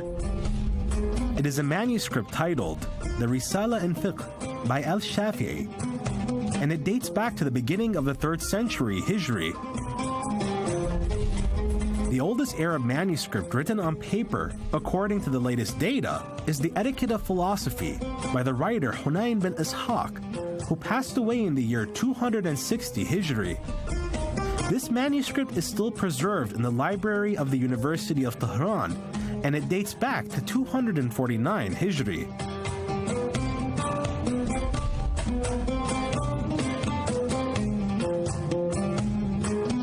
With the increase in demand for paper, the number of centers that produced it increased, and it was no longer confined to Samarkand or Baghdad. The paper industry reached Transoxiana, the Levant and Damascus, Tiberias, and Tripoli. Samarkand remained a central hub for the production of paper, and they continued to produce the finest and most premium types of paper. This new human invention and the drive Arabs had to produce it led to many forms of paper being developed, including al-Sulaymani, al-Talhi, al-Nuhi, al-Faruni, al-Jafari, and al-Tahri. All of these names were given in relation to the governor of the city in which the paper was made. The development of the paper industry, especially al-Kaghid, and its spread throughout Islamic countries, invigorated the production of written artworks and authorship, and helped it transcend into a new era. It was accompanied by a development in the markets of papermaking, scribes, calligraphy, and calligraphers. All of this changed the course of Arab manuscripts as they were elevated to a level with increased competition after the diversification and growth of this world that is full of art and intellectual creativity.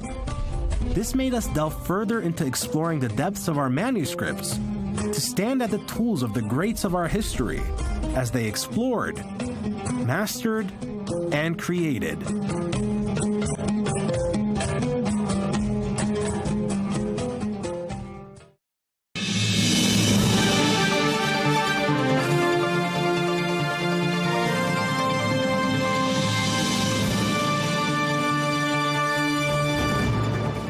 Welcome to Global News Today, bringing you exclusive insights and fresh perspectives from leading experts and influential decision makers every weekday on Arabiya News. I'm Rosanna Lockwood. Coming up on the show, as Israel lands a new wave of strikes across Lebanon, I speak to Lebanon's health minister about the strain the attacks are having on the country's health system. Israel saying it intercepted a heavy missile fired by Hezbollah towards a civilian area of Tel Aviv. Hezbollah saying it was targeting Mossad. Several world leaders condemn Israeli aggression in their UN General Assembly addresses, as foreign ministers warn that it is pushing the region towards all-out war. And Israel continues its war on Gaza with at least 53 people killed in strikes on homes and shelters in the past 36 hours.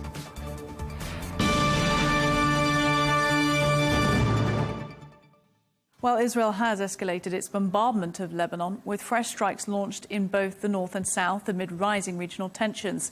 These military actions have raised alarms about the effects on civilians and overall stability. In a notable development, Hezbollah claiming to have targeted a Mossad headquarters in the suburbs of Tel Aviv in Israel with a ballistic missile on Wednesday morning, marking its first use of such a weapon since the latest cross-border hostilities began on October 8th. Meanwhile, the Israeli military reporting fighter jets intercepted an unmanned aerial vehicle south of the Sea of Galilee after sirens were activated in the occupied Golan Heights.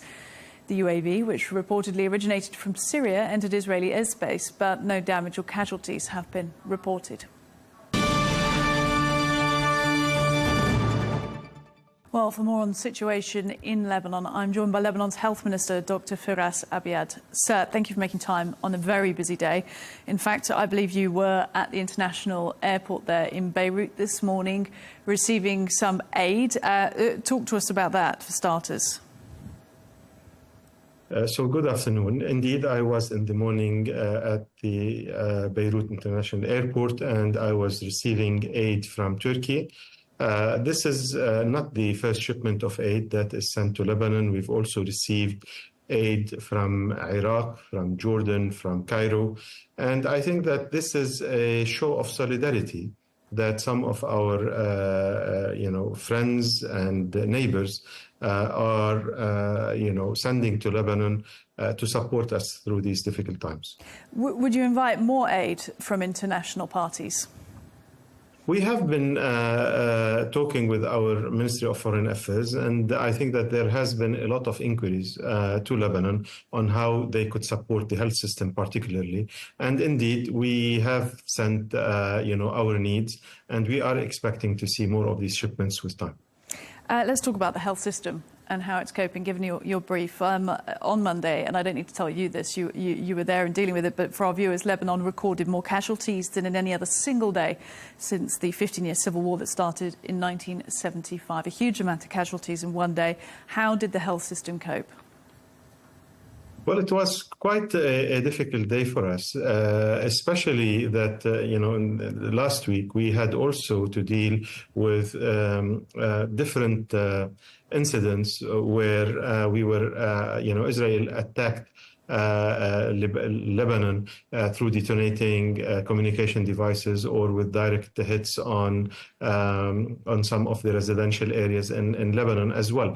But in particular, what made it more difficult is the fact that almost all of the people that were, targeted on Monday were civilians. We've reported that more than 140 women and children were killed. We've lost also 9 healthcare workers, including ambulance staff. We've 2 of the workers in the UN agency, UNHCR. One of them, she died. She was killed with her 4-year-old or 3-year-old son. So it was a pretty difficult day for us. Yes. In terms of the attacks last week, you mentioned the coordinated explosions across communications devices like pagers and walkie-talkies. We actually interviewed an ophthalmologist from a hospital there in Beirut. He was talking to us about the types of injuries they were dealing with. He said he felt fairly well prepared, well supported by the government at the time, and that they are prepared for future casualties if the conflict was to widen. Do you agree with that? Do you feel like the health system can cope if there is to be more conflict? Well, first, let's hope that there won't be any more conflict. And I'm happy that our Prime Minister and Minister of Foreign Affairs are in New York at the moment, pushing the Lebanese position, which is very clear. We do not want war. And we are calling for a ceasefire from Gaza to Lebanon and for a diplomatic solution. However, should the indiscriminate attacks especially against civilians, and continue, and we continue to see this large number of casualties, I am worried that our system, which already has passed through a lot of difficult times, with the financial crisis, with COVID, with the Beirut explosion, with other stresses as well, might not be able to deliver to the population the care that they need.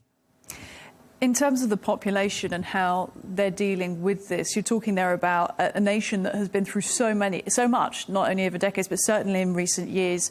You're seeing them on a daily basis. People are injured, people who are having family members killed. How are the Lebanese population coping right now?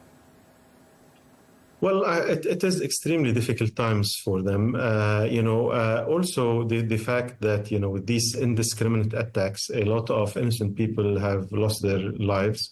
This kind of senseless killing, I think, makes it even more difficult for people to understand what's going on. I think that, the attacks on Monday, their nature was very clear.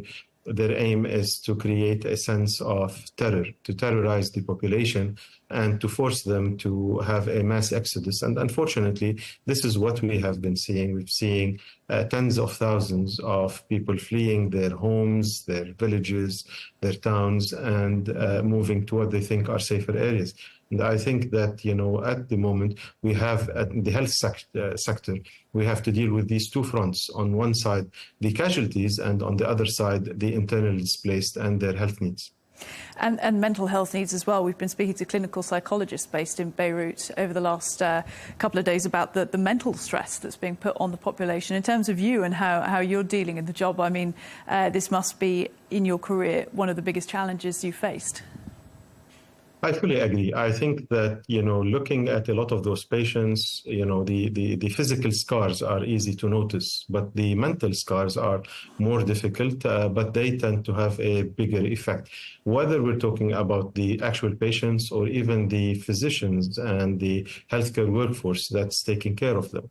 This is something that we've seen, for example, during COVID, and with and we are seeing now, especially with these types of injuries that we as physicians know that are going to be life-changing, injuries. And I think that, at the moment, everybody is very busy saving lives. But as we get, time to sort of reflect on what happened, I'm sure that, our mental conditions, things will take time to sink in. In terms of the rest of the government that, you're supposedly a part of and having to deal with at the moment, elsewhere in the show we're going to be exploring what's happened to Lebanese politics and, obviously the role that Hezbollah plays in the country. But plenty of Lebanese, both in the country and elsewhere, saying that they just feel like the government is in disarray, that there isn't the type of structure needed to deal with a moment of conflict. What do you say to that? Well, I think that, considering all the crises that Lebanon is passing through at the moment, I think that a lot of the areas the government have shown, good composure. And the health sector has been one of those sectors where we were able, really, despite, the difficulties that we had, to mount a very good response. Last week, we were able to absorb almost 3,000 casualties in a matter of hours. And if you compare, for example, the number of casualties in 2006 war with what we have now, we've reached in 1 week almost half the casualties that we saw in 2006. So I think that the Lebanese government is working in very difficult conditions. However, even on the diplomatic front, I think, what the Prime Minister and the Minister of Foreign Affairs are doing in New York are pushing very hard our agenda and our viewpoint, which is, we don't want war, and hoping that we can achieve a ceasefire that then will take away the excuse from Hezbollah to continue with what's it doing. And hopefully it will allow us to get closer to a diplomatic solution. I'm glad you mentioned the UN and New York, the UN General Assembly currently ongoing there. Secretary General Antonio Guterres telling world leaders there that he believes Lebanon is on the brink of becoming a second Gaza. What does it feel like to hear that? Well, I think that there are aspects that we saw in Gaza are already in Lebanon. So we've, the indiscriminate attack on civilians, the targeting of healthcare workforce, healthcare infrastructure. There is definitely a carnage ongoing in Lebanon. Now, it hasn't reached the level of, the carnage that we saw in Gaza. But in my opinion, that should there be further escalation, then this could quickly escalate into not only a bigger conflict between Lebanon and Israel, but it might even drag in other parties as well, whether states or non-state actors, and might inflame the whole Middle East. So I think that worry that Mr. Guterres expressed, I share, but I don't think it will be necessarily only in Lebanon. My worry is that we go into even a bigger conflict, and I don't think that it's in the interest of any country, for the whole region to go there. And that's echoes the words, in fact, of US President Joe Biden in his last address to the UN General Assembly in recent days, saying it is in no one's interest to escalate this further. Some could say he was making a very targeted point towards Israel, who some are saying are escalating in their sense to de-escalate. Do you think the Israeli, I understand that you're speaking as a health minister, but do you think from your point of view you're seeing Israel seeing that it is in their interest to escalate right now? I don't know what does it mean to say escalate to de-escalate. I mean, this is kind of a double speak that I don't understand very well. What I understand is that there are a lot of civilians who look at their kin and they found that they have been killed. They look at their family members and they find that they have been maimed or have suffered really life-changing conditions, and a lot of the feeling that that I feel when I do rounds on hospitals and talk to those families is a feeling of defiance and a feeling of anger. So I don't think that the escalation is the right step towards de-escalation or towards finding a diplomatic solution to this conflict. I think the right way to approach this is what the UK Prime Minister said yesterday in the Labour conference, is to start with a ceasefire in Gaza, hopefully also with the release of the hostages. This will take away the excuse that some of the non-state actors are using to escalate, and hopefully that will allow us to move forward towards a diplomatic solution. Now, does the Israeli government agree with that kind of path? The events of the last week do not appear or do not show that this is what is on their mind.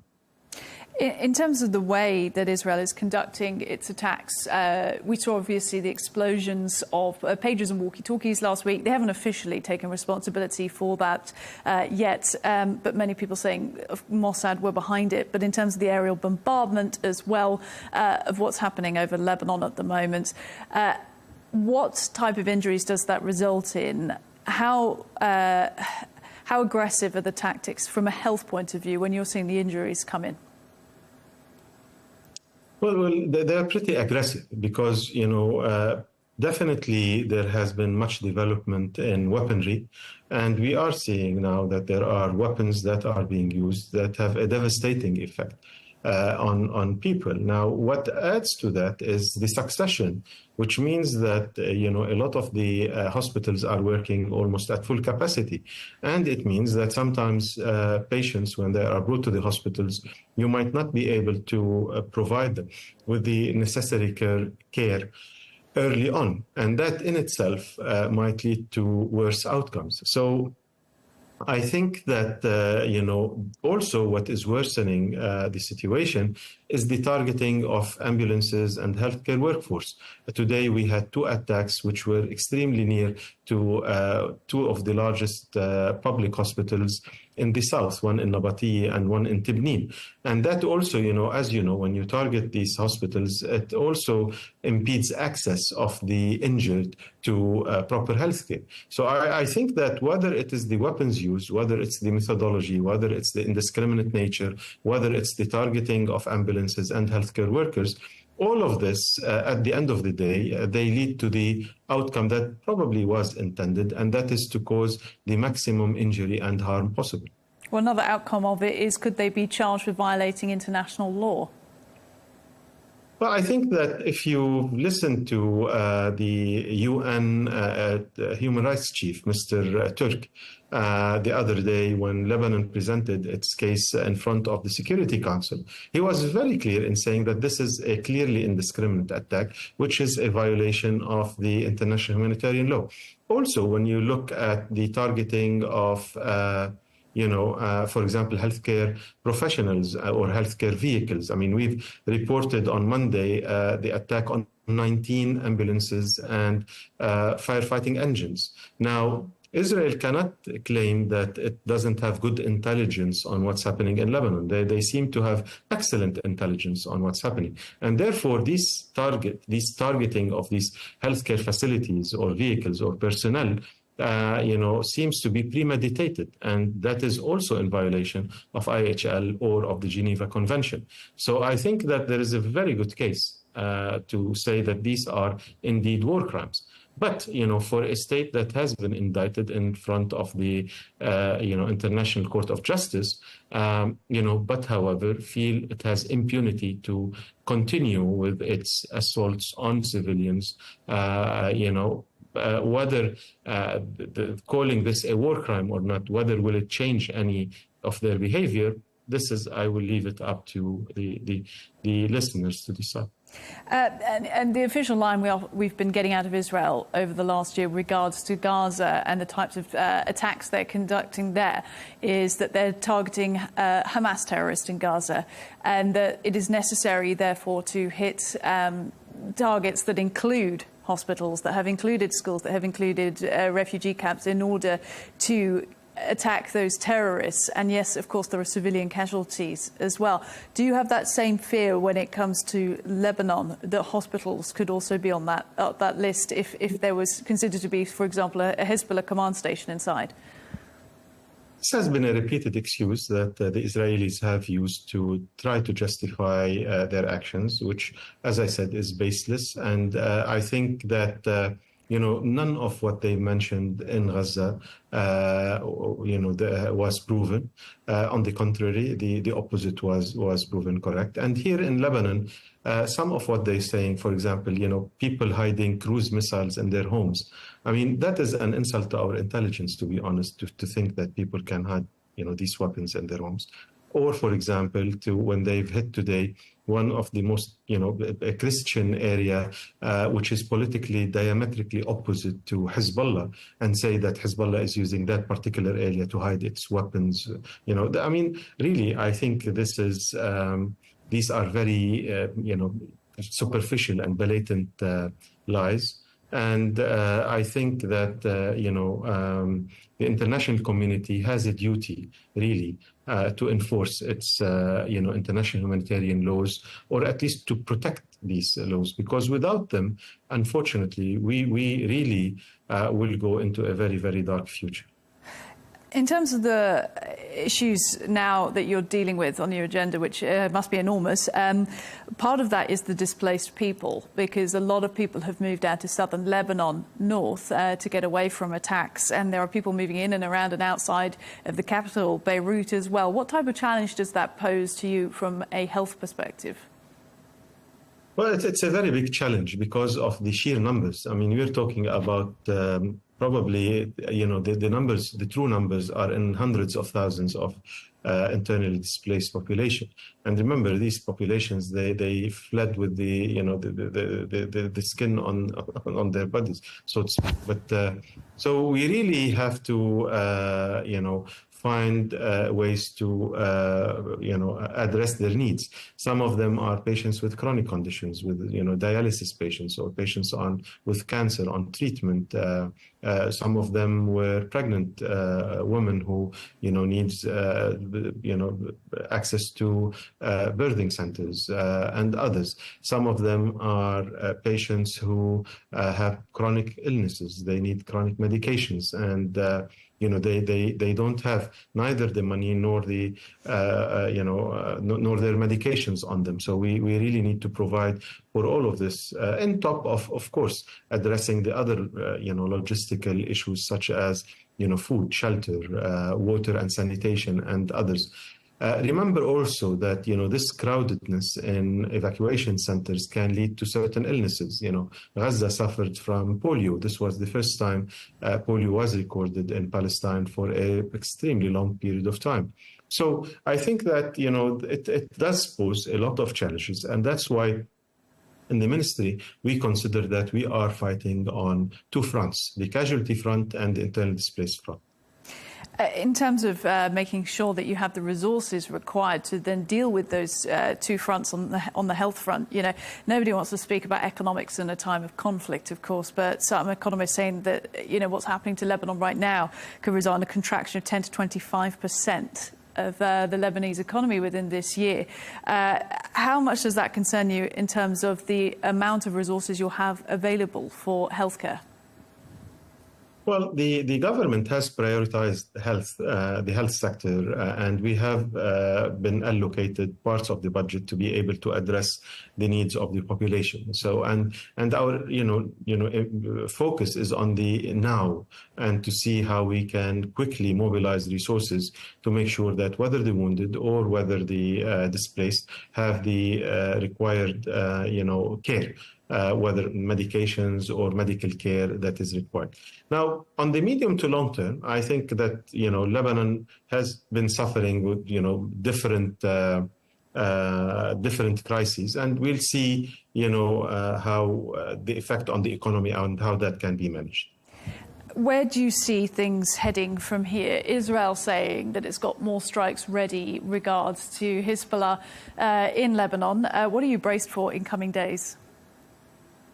Well, we have to hope for the best. And as I said, I think that, the efforts that Lebanon is doing, along with the other stakeholders, stakeholders that I think have, a lot of, that they can exert a lot of pressure on Israel.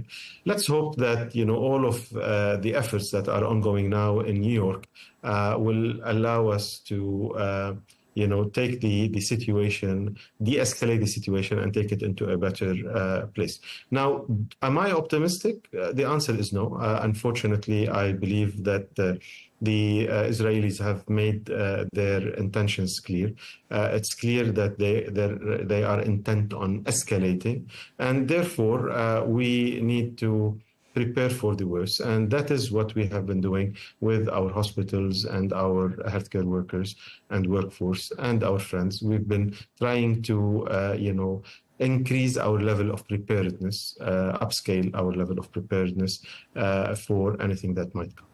On top of health preparedness, what should the government be focusing on right now to ensure that Lebanese civilians feel like they have options in case the aerial bombardment continues, in case there's more strikes on other cities and villages? You're talking about things like places to go, where they're going to get food from and shelter. Well, as I said, I think that there are basic needs, and these are the things that the government's emergency plan addresses, such as you mentioned food, shelter, water, sanitation, and health, obviously. And then we take it from there, and we see, how can we maintain order within the country. But at the same time, we have to keep working on the political and diplomatic front and try working with our friends to sort of make sure that the right amount of pressures are exerted on the Israelis to scale down. Because at the end of the day, it's clear that the senseless violence will not solve this crisis. And we have to, find a political solution. I mean, at the end of the day, violence will never allow us to reach to a sustainable and a lasting solution. Just finally, asking you a question about the reporting of the numbers of the dead, because I'm not making comparisons here. I understand Gaza is a completely different situation, often referred to as the Hamas-run health ministry. And in Western reporting, there's been lots of criticism over whether or not numbers can be relied on, but it is the numbers that exist from numbers of killed civilians out of Palestine. In terms of when you report the numbers of the dead, like you had to do in vast numbers on Monday from Lebanon, are you at all concerned that this issue will become politicized in coming weeks? Well, first, let me correct that these people are not dead. These people were killed. And I think that this is important. And if that is being considered politicizing the issue, then let it be. But it is extremely important to make sure that people understand what is happening. These people were killed by an indiscriminate attack. Second, in contradistinction to Gaza, Lebanon has allowed the international media to come in. They are free to roam all across the country. There are no limitations. They can see for themselves what is happening. They can ask anybody. They have access to anybody. And they can freely report back to their stations or their countries. So I think that it is very easy if, there is any fabrication of numbers. It is very easy to check on the numbers of the, whether it's the ministry or any other numbers that are in the country. And I think that, our numbers, if anything, are an underestimate, because there are a lot of people that are still under the rubble, that, that these bodies have not been extracted. And we try to double and triple check our figures before we publish them. Also, there are other international organizations, such as the World Health Organizations, who are also present with us in our FAYOC, and they also have access to the same numbers. And, also they are looking at that as well. So I think that as far as, the numbers are concerned, clearly, I think the opportunity to check on those numbers is present for all. I appreciate you answering that question for me, and it's been good to speak to you. We'll let you get on with the task at hand. Lebanon's Health Minister, Dr. Firas Abiad. Thank you very much.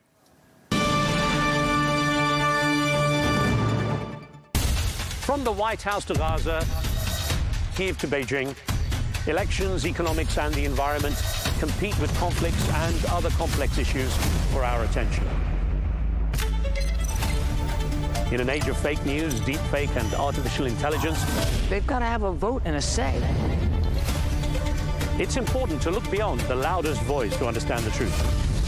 From newsmakers to groundbreakers, my campaign is going very well. Presidents, prime ministers, princes and peacemakers, and cultural tastemakers.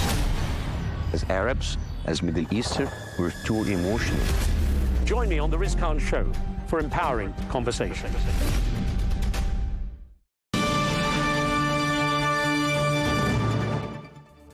Well, for more on this, I'm joined by the former Israeli ambassador to the US and former chief negotiator with Syria between 1993 and 1996, and current president of the Israel Institute, Itamar Rabinovich. Sir, thank you for making time. My pleasure. Thank you for speaking to us. Look, in terms of what's being called escalate to de-escalate, Israel's seeming current strategy across the border, across Lebanon, does it make sense as a strategy to you? It makes sense. I am not sure that it will work, but it makes sense. The problem is that from day one, Nasrallah made a big mistake by tying Lebanon to Gaza and attacked Israel on October 8th and announced that the Lebanese arena is tied to the situation in Gaza. And he doesn't want to dissociate. And he kept us on a war of attrition for a whole year. And and of course, we have a large number of Israelis from the area of the Lebanese border who had to evacuate, became refugees in our own country for a year. And from our point of view, it's time to return to normalcy. So yes, the policy of the government now is to escalate, to exert more pressure, to trying to force Nasrallah by force of the sword to do what he refused to do until now.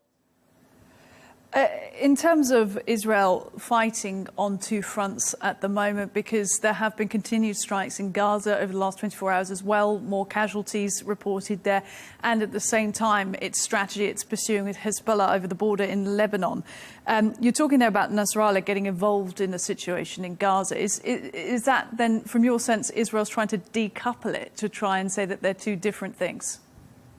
It does. Actually, there's barely any fighting left in Gaza. In military terms, the war in Gaza is over. The issue is how to get to a diplomatic settlement. So, in fact, we are now fighting in one front, the Lebanese front, but we are preoccupied with other fronts. There were missiles fired at Israel from Iraq, and probably we'll hear something from the Houthis in Yemen. This is the ring of fire built by Iran around Israel. The idea is to encircle Israel with a ring of enemies. Not all of them are active, but some of them are active. But the main brunt now is with Hezbollah, which is a formidable foe. In terms of Israel feeling encircled, of course, it has vast military capabilities. There's an Iron Dome that defends against missiles. A heavy surface-to-surface missile, Israel is saying, was intercepted from Hezbollah today, fired towards civilian areas of Tel Aviv.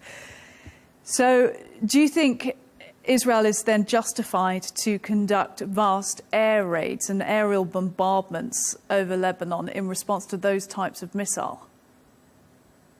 Well, the thing is that both sides have red lines, and Israel and Hezbollah know each other's red lines. If Hezbollah knows that if it fires heavy rockets into the center of the country, into Tel Aviv and south of Haifa, Israel may well retaliate either by attacking the Shiite parts of Beirut or attacking their heavy missiles in Lebanon, and eventually may even decide on a land operation. So he knows that, and we know that by taking such actions, we are, in a way, inviting the next phase in Hezbollah's response. So it's a well-known and a well-calculated game between the two parties. Does all of that help Israelis feel safer if they know there's a calculated response likely coming from Hezbollah? It's, it's difficult here. I mean, it's been a year of fighting. We have the people from the north who became refugees. We have the people from the south, the area around the Gaza Strip, which are also refugees. We still have, of course, our hostages in Gaza.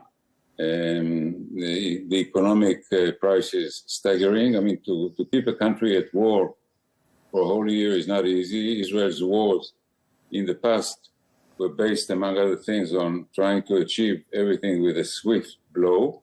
This has not been the case this time. So the country is going through a tough period. You mentioned the hostages because some still not returned from Gaza, and that was obviously a stated war aim of Netanyahu. Some have been killed during their time in captivity in Gaza as well. And then in the last 24 hours, we heard Israel's Defense Minister Yoav Gallant responding, I believe this was to Antonio Guterres of the UN, talking about the nightmare in Gaza. Yoav Gallant saying the nightmare you speak of is the reality is that Hezbollah has taken Lebanon hostage. What did you make of those remarks? Well, this is a different use of the same term, hostage. But in the Gallant remarks, hostage means that a sub-state organization like Hezbollah has taken over the Lebanese state. The Lebanese state, unfortunately, is in many respects an empty shell, and Hezbollah chooses to be the power not beyond the throne. It doesn't wish to take direct power and be responsible for everything in Lebanon, but it makes sure that it controls all major decisions. It participates in power. It's a member of the coalition. Hezbollah itself is stronger than the Lebanese army. Lebanon, the Lebanese state or political system has no influence over decisions that affect all Lebanese. And therefore, if they feel that their country was taken hostage by an organization that ultimately takes its orders from Iran, they are right. And so let's talk about Lebanese people, because Benjamin Netanyahu actually releasing a statement this week, speaking directly to your neighbours across the border in Lebanon, saying this military action is not targeted at you, it's targeted at Hezbollah. The war is not with the Lebanese people. You're saying there you feel, it's your belief that the Lebanese country, Lebanese people have been taken hostage by Hezbollah. Some 500 people killed, including some women, dozens of women and children by Israel's bombing campaign over Lebanon in the last few days, civilian bystanders of the targeted attacks. How do you think Israel is going to mend relations with the Lebanese people and coexist alongside them once this passes? Well, two things here. One, part of the tactics of organizations like Hezbollah and Hamas is to embed themselves in the midst of civilian populations and institutions in an effort either to protect themselves or to make it more difficult for the other side to deal with them. That's been the case for more than 20 years now. And secondly, I'm afraid that there's not much to mend with the Lebanese population. There used to be a case before the days of Hezbollah when, on the whole, the relationship between Lebanese and Israelis indirectly was not cordial, but was fine, easier than relationship with other Arabs. Unfortunately, now there is popular enmity, and it would take years to amend it. In terms of the way Netanyahu is conducting himself recently, talk to me about that, because he, over the last year, pretty much since October 7th, you saw his popularity as a leader decline enormously in the way that he was handling the conflict there in Gaza. And then within recent days, some internal polling within Israel showing that he's recovering some, not enough to sort of remain in power if there were to be some sort of election now. But how much is he thinking about domestic power at home at the moment? Yes, Netanyahu is not doing well politically. He's seen by most of the public responsible for the debacle of October 7 and for the misconduct of the war that in Gaza that has taken a year and has not ended yet. You know, people like to use the term Churchillian to describe the conduct of a war by a civilian leader who is above the military leadership. Well, Netanyahu, unfortunately, is not a Churchill. What makes you say that? What's he lacking that Churchill had that he doesn't have? I think the war has not been managed well for the past year. I'm afraid we may not have the time to get into the details of that, but there was no reason on October 8, when the war began, for this war to unfold for a whole year. There was no reason not to bring in a few months earlier another force that could replace Hezbollah as the governing or influential power in Gaza. If we leave, if we make a deal and we leave, Hamas will remain in power in Gaza. So what's the point? But the point is that the only power that can come in with some help from the region and internationally is the Palestinian Authority. But Netanyahu and his radical right-wing partners in the cabinet do not want the Palestinian Authority. That is a major hindrance for running the war. A hindrance, and also lack of any agreement so far on a ceasefire. There's been, the Americans have said they've put forward on the table a number of different iterations of an offer that have been declined multiple times. There's been haggling over access and passes and things like that. But do you think ultimately any type of ceasefire agreement is within reach at the moment? No, I know that some contacts continue, but I'm not sure that they went very far. And at any point, the attention now, or the political capital, everything is focused on the Lebanese front. And I'm afraid, sorry for the families of the hostages, that their issue is going to be sidelined for some time now.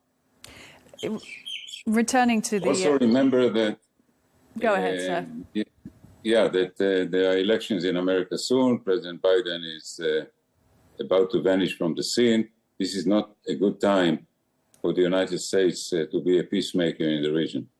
Yes, and we're talking about that elsewhere in the show, in fact. The role, the responsibility that the US potentially has, and the timing of all of this, as you say, with the election. Look, I just want to return the focus back to the Lebanese front, given the current situation, what's happening in Lebanon the last few days. In terms of the displaced residents you mentioned there, this was the stated new war goal of Netanyahu and his cabinet to begin the aerial bombardment over Lebanon, because they want to return these 60,000 displaced Israelis in the north of Israel back. Do you think what's currently happening in Lebanon will help them achieve those aims? Well, as I said, this is government policy. Government policy is that since nothing else worked, they're trying to pressure Hezbollah, inflicted some heavy blows on Hezbollah with the beepers and other, and a targeted killing of most of the military leadership of Hezbollah. Hezbollah is in some disarray. They feel that Hezbollah is weakened, and they think, our leadership, that they can possibly bring them to separate from Gaza and come to a political settlement that would enable our population to go back to their homes after a year. Whether this is going to work or not, I don't know. Do you think it will require a ground invasion? Can you see ground troops being sent across the border from Israel into Lebanon? It might, and it's been sort of part of the vocabulary in the past few days. I hope it doesn't get to that. A land maneuver is expensive. This is mountainous terrain. We were there in the 2006 Second Lebanon War. It was not a picnic, and Hezbollah has increased its strength since then. It fought in the Syrian civil war and became a trained army. So land operation could be very costly. It could, probably would be effective at the end, but would be costly in terms of casualties. Itamar Rabinovich, thank you very much for sharing your views with us, former Israeli ambassador to the US and former chief negotiator with Syria. Thank you. Thank you for having me.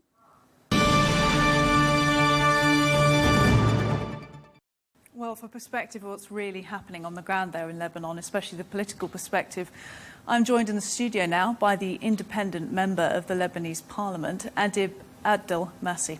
Sir, thank you very much for making time to speak to us. Let's start by talking about what the situation is like back home in Lebanon and for your constituents at the moment.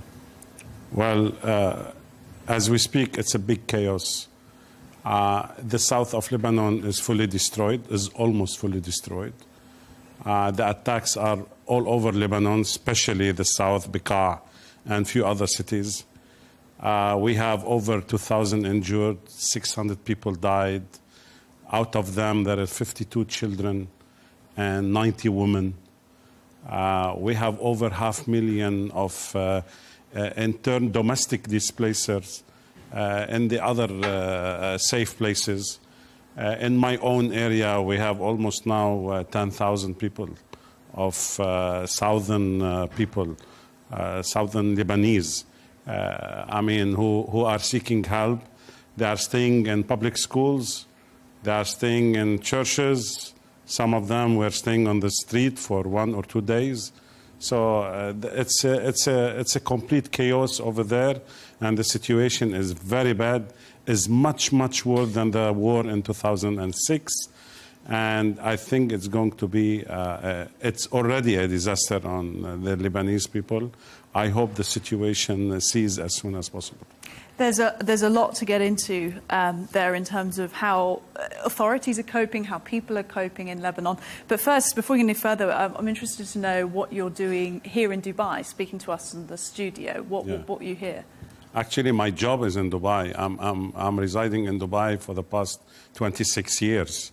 And it was by chance that I came to check my work and my family who are staying here. And I was the last flight on Emirates. It happened by coincidence. So now I'm stuck here and I'm looking how to go back to Lebanon. I think in a few days I'll be back. Indeed, a lot of the airlines are no longer flying in and out of Beirut, obviously for safety reasons. Let's talk about the crisis situation in the country for the people on the ground. You're talking about displacement, the need for aid, the need for meals, the need for healthcare. We're speaking about this elsewhere in the show tonight. Talk to me about what your role is as a politician in this time. What can you actually do? As a parliament member, I do not have an executive role in the government. I do control, I do observe, I seek for accountability, and of course I can do domestic help for the people living in my own area, because I also had an association, a foundation for human aids. Other than this, my main point is how to push the government to seek an immediate ceasefire, and how the General Assembly of the Parliament can gather immediately and elect a president. Can you imagine we have a war in Lebanon and we do not have a head of a state to speak on our behalf? We only have a party who is involved in the war and who took our decision, our own decision, and our own freedom to fight for a cause that do not belong to us. That's why the main thing that a parliament member can do now is to go to the parliament and elect a president. And this is the most important thing, of course, after ceasing the fire. And that's, asking for a lot, like you said, because there's current, aerial bombardment over Lebanon. And then there is a need for a decent political structure, which there hasn't been for quite a long time. Talk to me about why, in your perception, Lebanese politics has been in such disarray up until this point. What are the main drivers? Madam, from 1988, the militias and the mafias control the country.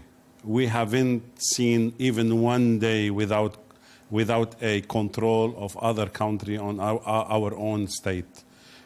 We've been occupied by the Syrians from 1990 till 2005. After the 2005, we had the influence of the Iranian over Lebanon. We had, sorry to say, but we had almost dummy presidents who came and dummy governments who were toys in the hands of the other state like Syria and Iran. So so far we didn't have a real state, independent state, a sovereign state who can control all over Lebanon, who has its own control over the whole space of the whole area of Lebanon. We are an occupied country. We are occupied by the militia, behind it Iran. We are occupied by the mafia who stole the country, who stole the depositors, who stole the money of the retired militants, retired employees of the government. This is the current situation. So we are in a chaos from 40 years, and we will not be able to build a country unless we take the sovereignty of the whole Lebanon and we elect a sovereign president and an executive government who cares about the people, who can build up the economy, who can return the stolen money of the depositor, which are worth $90 billion. This is what we need at the moment. And so far, for the past 40 years, we never had this. And in terms of the way you've dealt with that as a politician, you're now an independent because you withdrew from the newly formed Renewal Bloc. Even a reform-minded bloc can't seem to find organisation. So what hope is there? Well, it's true that I'm an independent, but I am part of the opposition, which is 31 MPs. Who believed in the sovereignty of Lebanon, who believes in the true reforms that we should do to build up the country, who cares about the system, not about the people or who comes. For example, I'm not coming from a political house or a political family or any political background. I never joined any party in my life. I was whole my life living in Dubai and working hard to feed my family. But the people ask for such people who were out of the system, who can come to the country, come back to their country, and help to build up the system in the country. I know it's a difficult job, but we have to try, we have to keep fighting for the future of our children and grandchildren and our new generation. What role do you think the Lebanese diaspora have to play in that? Because so many Lebanese have left over decades and live in other countries and other cities. Are you saying that more need to come back? The diaspora has played a big role. 30% of the GDP of Lebanon, as we speak now, is from the money of the diaspora, who are sending to their own families. That's one. Over 270,000 people registered in the last parliamentary election in 2022, living all over the world. So they played a big role to bring people like us in the parliament. So we have seen and we have witnessed the major role and the important role and the unique role of the diaspora all over the world. And we are depending on them to also keep changing over the days, keep changing over the elections, and build up and inject a new generation in the parliament and in the political vein, so we can have a better prospect for Lebanon and the Lebanese people. Let's think about our international viewers here on Al Arabiya News, because we've got people watching from all over the world, engaging with us online. And I think a lot of people, particularly in Western countries, if they haven't been to the Middle East and certainly not to Lebanon, they don't understand how an organisation, a militia group like Hezbollah can have such a grip on a country, can be such a big part of the country, can live alongside people who are non-Hezbollah. Explain to our viewers, if you can, why the issue of Hezbollah in Lebanon has not been resolved. Yeah, we had a civil war which started from 1975 and ended in 1990. In 1990, the Gulf War also started, and Syria made a deal with the Americans to control Lebanon over helping the American against the Iraq invasion in Kuwait. So after all this happened, and after we finished the civil war and we made the Ta'if agreement between all the parties, a lot of major leaders were even either put in jail or they were exiled outside the country. The only people who were kept in the country were the pro-Syrians. So they controlled the country from 1990 till 2005. Till Prime Minister Rafiq Hariri was assassinated. We had the Cedars Revolution in 2005, and the Syrian troops were sent out of Lebanon after a long occupation. After that, instead of the people building up their country, Hezbollah, who was fighting all over this year against Israel at the south, at the southern border, and never got involved in the politics directly, he decided to go directly and get involved in the politics. And he had MPs and ministers, and he got more into the political life. And this is where we started having the direct control of the Iranian regime in Lebanon. So these guys, they didn't allow the country to be built up. They made the 7th of May trouble in Beirut. And then after that, they brought weak presidents over the years. And all over these years, the real people of Lebanon, the sovereign people of Lebanon, were kept outside, and they couldn't control.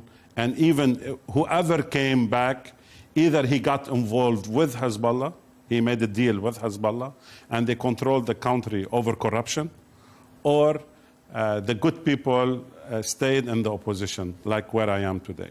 So unfortunately, over these years, the militia, because they have the weapons and they have the control, they were occupying all the corners of the country, and they didn't give a chance for the real democracy and for the real liberty to occupy and to control the administration and to be able to build a real country like we dream, like Dubai and UAE. Adib Abdel Masih, we know you've got a lot to attend to at the moment, but we appreciate you coming into the studio. Thank you. Thank you. Well, the United States has played a significant and multifaceted role in the Israel-Lebanon conflict, a complex interplay of regional politics, military engagements and humanitarian concerns. The US has consistently supported Israel, viewing it as a key ally in the Middle East, while also seeking to address Lebanese sovereignty and stability, particularly in the face of Hezbollah's influence.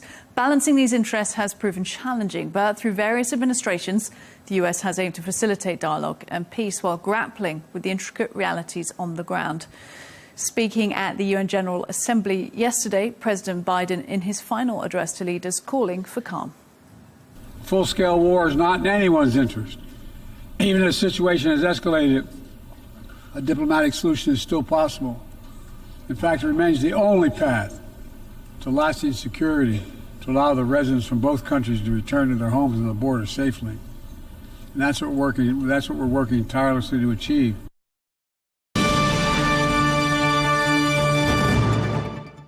Well, for more on this, I'm joined now by the former US Deputy National Security Advisor under President George W. Bush and former Special Presidential Envoy for the Global Coalition to counter the Islamic State of Iraq and the Levant under President Trump, James Jeffrey. Sir, good of you to make time to speak to us and just talk to us very basically about how dangerous you think the current situation is in terms of prospects of wider escalation in the Middle East.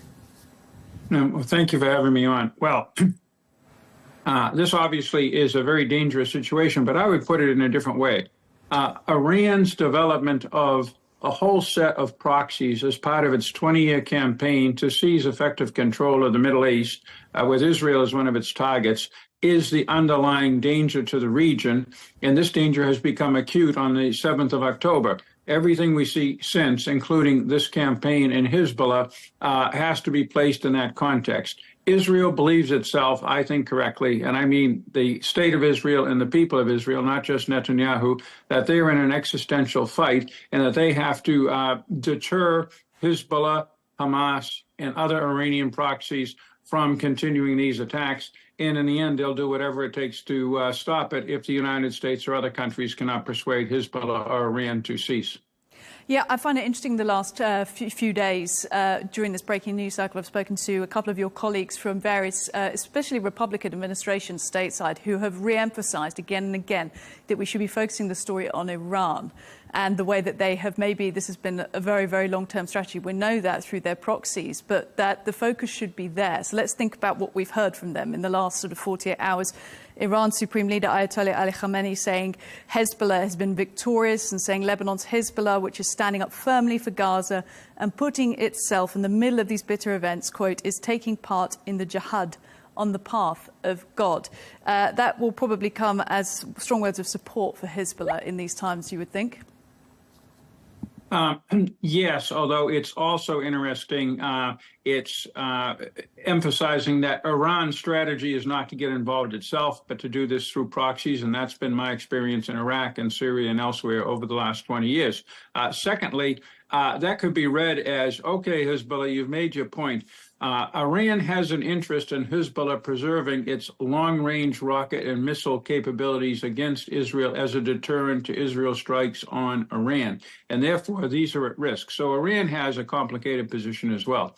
But I wouldn't say that it's just a Republican position on Iran. I know many people across the spectrum, and particularly in Congress, who feel that way. This administration, and to some degree the Obama administration, looks at Iran differently, for example, than Joe Biden correctly looks at Russia in Ukraine. And that's having a certain impact on our ability to put together policies here. So you're suggesting that under the Biden administration there has been perhaps a release of some of that maximum pressure campaign we saw in previous administrations? It has released that. That's a fact. The theory behind it is that you can do deals with Iran and that diplomacy and compromise and concessions to the Houthis, which we did in 2021, to Iran, to others in Iraq, can lead to some kind of calmer Middle East. But that hasn't proven to be the case. That's the problem. It's a failure of execution. In terms of, let's think about execution, excuse the word there that I'm jumping on, but I was thinking about the way that Israel has responded to try and contain what it sees, of course, as the threat from Hezbollah, from the Iranian proxy across the border for it, assassinating various commanders over the last few days. Most recently, they're saying the head of Hezbollah's rocket and missile division. They claim that, of course, as a success, Israel, to prevent more missiles coming over the border. Iran's Khamenei saying that killing valuable Hezbollah members will not beat Hezbollah. It will weaken them, obviously, but will not beat it. Do you agree? Absolutely. That was our experience, for example, with the Islamic State. It was the experience with al-Qaeda. It was an experience with Zarqawi, the al-Qaeda leader in Iraq. At the time we killed him in 2006, al-Qaeda was seeing its greatest period of violence and activity. It's not unimportant to take these people out as part of a larger campaign to neutralize them. With the Islamic State, we effectively did that, And while they still exist in Syria and Iraq and also other places, attacks in Russia, attacks in Iran, they no longer control a state as they did in 2014 with up to a third of the territory of Iraq and Syria. So you can use that tactic as part of a larger military goal, which sadly usually involves combat on the ground, to make a fundamental change. But in and of itself, it doesn't deter, it doesn't change the dynamic.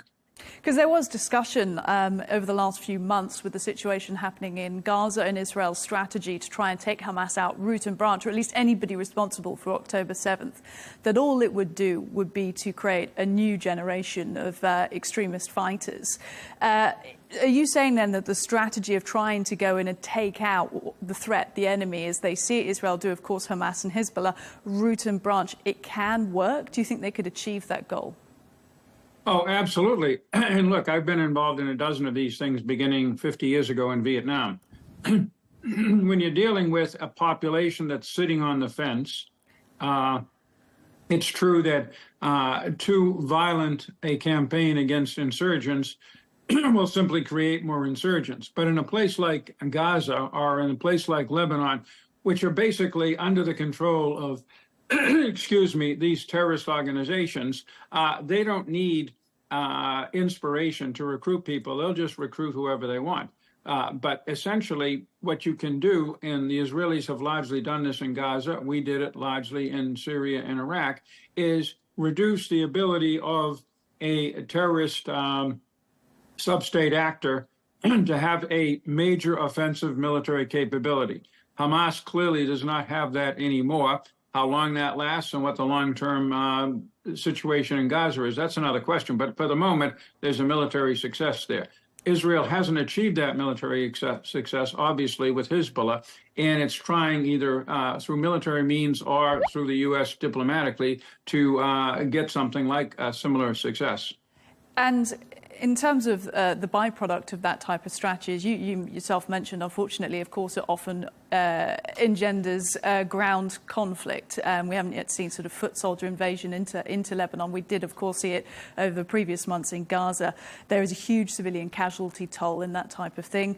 The US has done such strategies, varying degrees of success over the years. As you were saying, you've seen so many decades of it.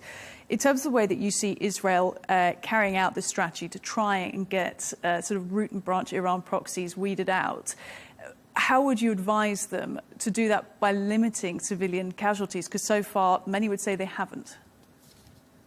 They haven't in Gaza because the people are contained in an area twice the size of Washington, D.C., and they're not allowed to leave into Egypt. That wasn't the case, for example, when we went into Fallujah in 2005 in Iraq. We announced in advance we were going in and told all civilians to leave and encouraged them to leave and helped them leave.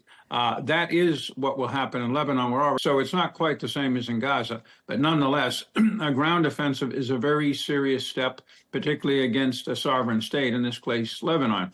Legally, Israel is right in it is legally in a position where it can respond to attacks across its border, just like we did in Afghanistan after 9/11. But the diplomatic and military complications for Israel in the region are, of course, enormous. They are enormous. Look, you've talked about diplomacy, and there has been analysis, plenty of it, based on the words that we've been hearing out of Israel, that diplomatic channels seem to be over there. Sort of, they waited, it hasn't worked. They've had to use some military, as they say, sort of action to get their goals achieved. Does that mean diplomatic channels are closed at the moment? Diplomatic channels are never closed, and diplomacy complements military operations, and military operations complement diplomacy. It's simply the way these things work. It's like, protein and carbohydrates and fats. They're all part of a larger, international intercourse, international advancement of interests. Diplomacy's problem is that Hezbollah has linked its attacks on Israel, which are a violation of the laws of war, to the situation in Gaza. Essentially, unless Israel withdraws from Gaza, and that would mean at this point surrendering what's left of Gaza and the hostages to Hamas, then Hezbollah will continue fighting. That is what diplomacy has not been able to break. Diplomacy has not been able to find an end to the fighting in Gaza, and the Israelis do not want to surrender under pressure of under the pressure of Hezbollah rockets, because tomorrow Hezbollah will find another reason to fire rockets at Israel. I mean, we have to realize this is not just a one-off thing that then can go back to the normalcy in the Middle East. There has been no normalcy in the Middle East with Iran over the past 20 years. Through its strategy with these proxies. I've seen wars in Iraq, in Lebanon, in Syria, and in Yemen, fueled or generated by Iran and its proxies, and it's not going to stop. Could another presidency, whether it be Harris or Trump, actually be effective in reining Iran in?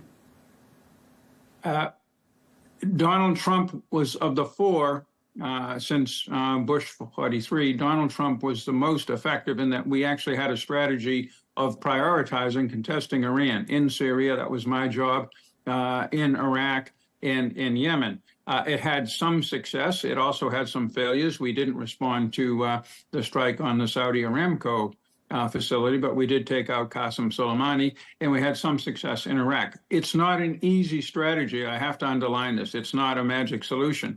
It just is something you have to do, something the region expects you to do, and we owe it to ourselves, considering our great investment in this region over the past 25 years. How did we get to this point where we have these, forces, Hezbollah, Hamas, the Houthis, the Hashabi in Iraq, and Iran above all else, with both an Iranian nuclear threat and a conventional threat running amok through the region? And the answer is failures on our part, beginning with not understanding the problem, and secondly, always trying to de-escalate and get ceasefires. I was involved in the one with Lebanon and Israel in 2006. We stopped the Israelis from achieving anything like a military victory because we felt that de-escalation, ceasefires, and calm is what the Middle East needs. Well, what we did was turn Lebanon over to Hezbollah. Is that, just wrapping, is that a fear, do you think, from US administrations now to go back at all into the Middle East and take a responsible role, given, the pressure they've faced regarding failures in the past? Is it just too domestically unpopular? What's domestically unpopular is committing hundreds of thousands of American ground troops to regime change, nation-building activities in places like Afghanistan or Iraq, or with fewer troops in Libya. We have and are going to continue to have considerable military and diplomatic assets in the region. The question is how we use them. The question is, what has been our policy towards Lebanon? What has been our policy towards Iraq? What has been our policy towards the civil war in Yemen? And to what degree are we pushing back on these forces? Now, it's not just military, it's also diplomatic. It's making the governments of Lebanon and Iraq have choices. It's also making the Israeli government have a choice. Israel needs to do more on the Palestinian front. It's occupying territory that it seized after it was attacked. That's militarily and that's legal under international law, but it has to have an end state. There has to be a way that the people who have been occupied can convince their occupiers that it's time to leave, that they're no longer a threat. That process that started with the Oslo Accords has been derailed over the past 20 years for various reasons. America is pushing, as are the Arab states, to get that back on track. That's an important diplomatic objective, and that's something that we should continue with the Israeli government and with our other partners. So there is a role for diplomacy as well. But essentially, you have to see what are the set of problems in the region, what is the number one problem, and how do you make it difficult for these proxies to get away with, in the case of Hamas and Hezbollah attacking other countries. Former US Deputy National Security Advisor James Jeffrey, we appreciate your time. Thank you very much. Well, that is all we have time for on Global News today. Thanks for watching. Be sure to join us tomorrow for more exclusive interviews. Until then, goodbye.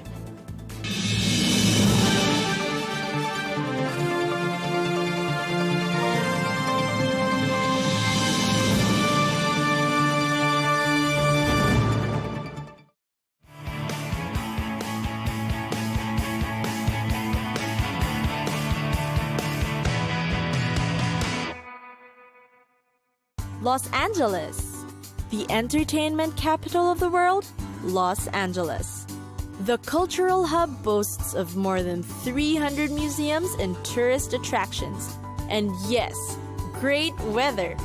What to do when in LA? First on the list is, of course, a behind-the-scenes studio tour at the Universal Studios Hollywood. The most popular attraction offers tourists a chance to explore the Hollywood movie studios, including great 3D experience shows. Next is the Walt Disney Concert Hall, found on Grand Avenue in downtown LA. It is designed by Pritzker Prize-winning architect Frank Gehry, with acoustics by Yasuhisa Toyoda, and has been praised by concert-goers for its stunning architecture and extraordinary sound. The concert hall is home to the renowned Los Angeles Philharmonic and the Los Angeles Master Chorale. Museums and art hubs in LA are also known for housing some of the world's most renowned collection. One may find a repertoire of masterpieces, including works of Vincent van Gogh, for fans of Hollywood entertainment, movies, television, and music. Los Angeles is the place where one will most likely see a celebrity. The secret is to dine at the restaurants often visited by the stars, such as the famous Wolfgang Puck at the Hotel Bel Air. LA is also a great destination for those who love to shop. Popular shopping centers and little kiosks around the neighborhood are frequently visited for great bargain finds. For the ultimate window shopping experience, visit the world-famous strip of stores along Beverly Hills, which is known as a place of luxury and style. Tired of the usual ways of discovering LA? Have a different view of Hollywood by heading to the Runyon Canyon Park, one of the most popular hiking areas in LA. One may also find quieter spots to rest and relax in LA. From Malibu to South Bay are the best beaches in Southern California. The 2-mile-long Santa Monica Beach is also worth the visit, as well as the Santa Monica Pier, the Pacific Park Amusement Park, and the Heal the Bay Aquarium. A true city of champions, one should also catch a game when in LA. Visit the Dodger Stadium, one of the great cathedrals of Major League Baseball and a popular Instagram location. The ballpark has already hosted 8 World Series, and the Dodgers have won 4 World Championships.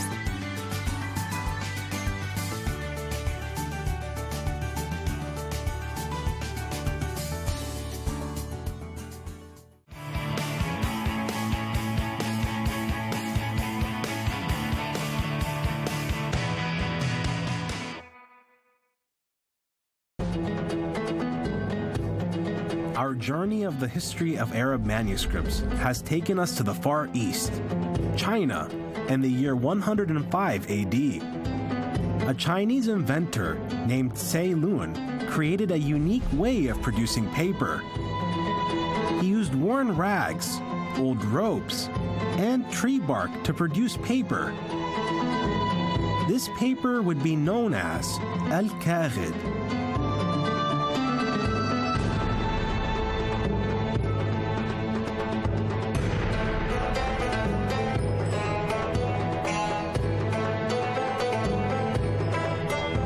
The Chinese inventor Tsai Lun prepared the first paste used to make paper from woven fabric. He sliced it up and mixed it with water, and then he would press the water out. He also prepared paste for paper out of hemp pulp, bamboo, and mulberry bark. The Japanese also used natural products to make paper. There are many stories about how paper arrived to Arab countries. However, most of them overlap with the possibility that in the summer of 134 Hijri, the Arabs captured some Chinese people in one of their battles in Central Asia and took them to Samarkand.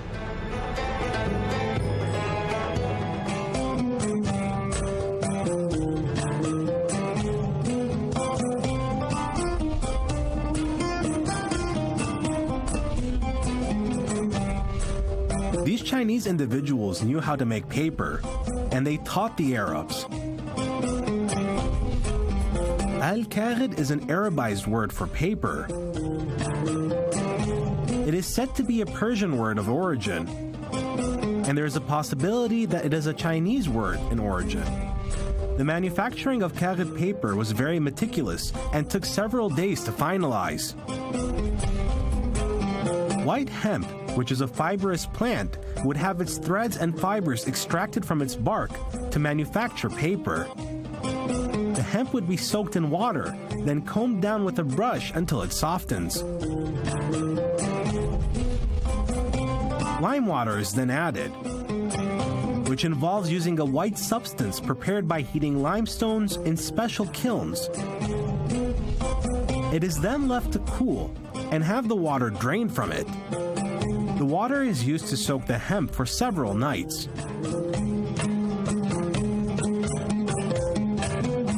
The soft fibers are pressed and placed under the sun to dry. At night, the fibers are returned to the lime water once again, and left again till the morning to be pressed once again. This process goes on for 3 or more nights, till the fibers whiten. They would replace the lime water twice a day.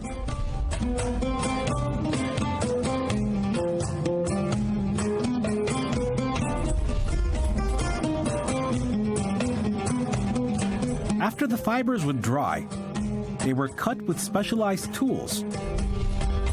They were then soaked in fresh water for 7 days.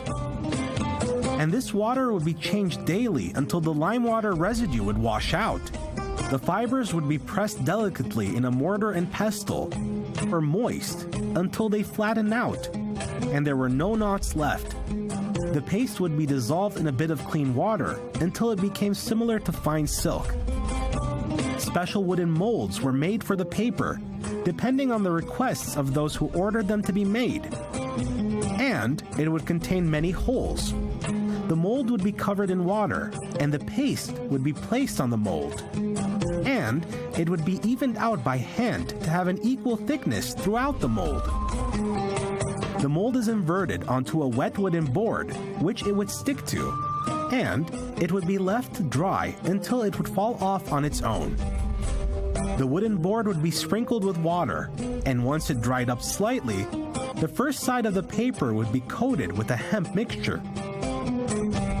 The first side is placed on a wooden board, and the other side is coated in the same manner.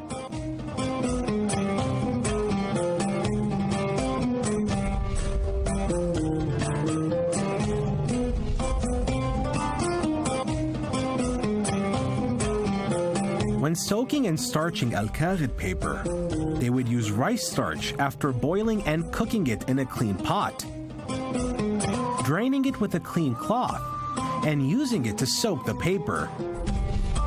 The more the process was repeated, the more aged and refined the paper would become. To color paper, they would add saffron to the starch solution, pour it into a bowl, and then gently dip the paper into the solution so that it would not crumble.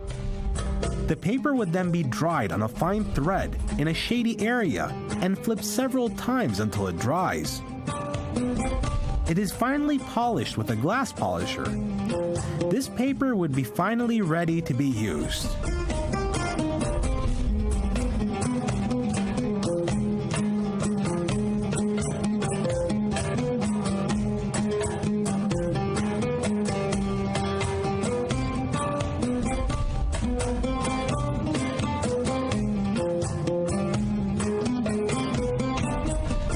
Paper is characterized by being lightweight, small in size, portable, and affordable. These factors made it a mainstay of expressing intellectual findings and thought. It was used in the art of calligraphy, especially in the Islamic East. All of this made al-Karid paper a strong competitor to papyrus and parchment.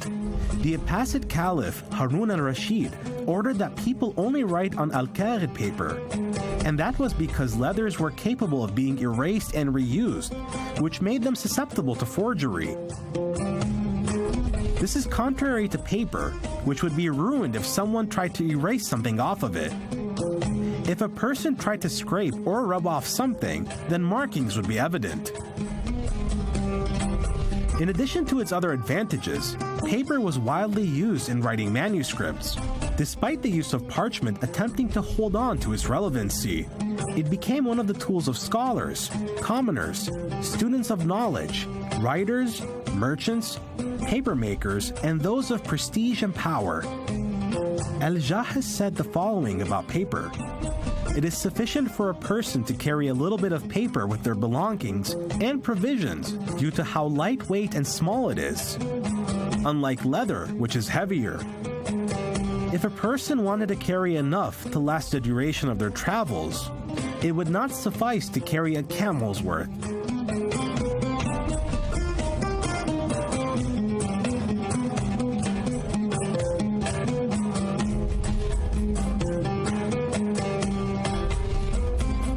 The Egyptian publishing house has one of the earliest books to be copied onto paper. It is a manuscript titled The Risala in Fiqh by al-Shafi'i, and it dates back to the beginning of the 3rd century Hijri. The oldest Arab manuscript written on paper, according to the latest data, is the Etiquette of Philosophy by the writer Hunayn bin Ishaq, who passed away in the year 260 Hijri. This manuscript is still preserved in the library of the University of Tehran, and it dates back to 249 Hijri.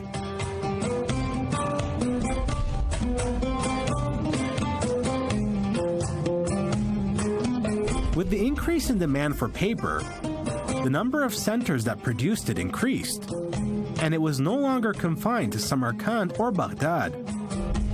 The paper industry reached Transoxiana, the Levant and Damascus, Tiberias, and Tripoli. Samarkand remained a central hub for the production of paper, and they continued to produce the finest and most premium types of paper. This new human invention and the drive Arabs had to produce it led to many forms of paper being developed, including al-Sulaymani, al-Talhi, al-Nuhi, al-Faruni, al-Jafari, and al-Tahri. All of these names were given in relation to the governor of the city in which the paper was made. The development of the paper industry, especially al-Kaghid, and its spread throughout Islamic countries, invigorated the production of written artworks and authorship, and helped it transcend into a new era. It was accompanied by a development in the markets of papermaking, scribes, calligraphy, and calligraphers.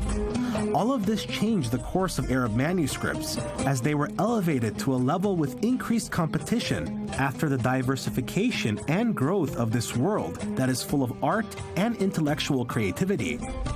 This made us delve further into exploring the depths of our manuscripts to stand at the tools of the greats of our history as they explored, mastered, and created.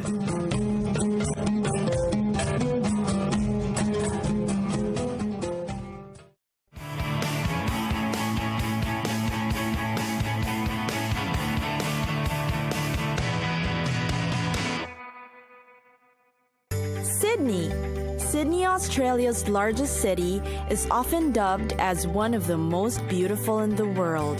The place offers an attractive mix of modern architecture, historical landmarks, breathtaking views, relaxing gardens, and more. What are the top spots to see in Sydney? Perhaps Australia's most famous man-made attraction, and a worldwide icon too, is the Sydney Opera House. The structure alone is already a unique feat of architectural design and engineering.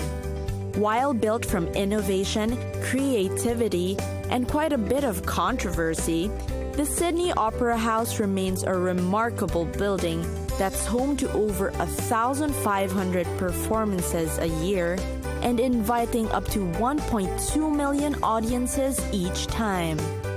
One of the most well-maintained and well-preserved examples of colonial-style architecture in Australia is Sydney's Government House.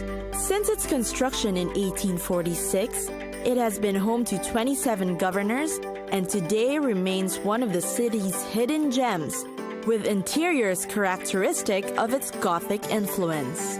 Located nearby is the Royal Botanic Gardens, which offers a bevy of colors that's a sight to see in any season. It is kept alive with birds such as cockatoos and sleeping flying foxes that hang from branches, among many other natural wonders.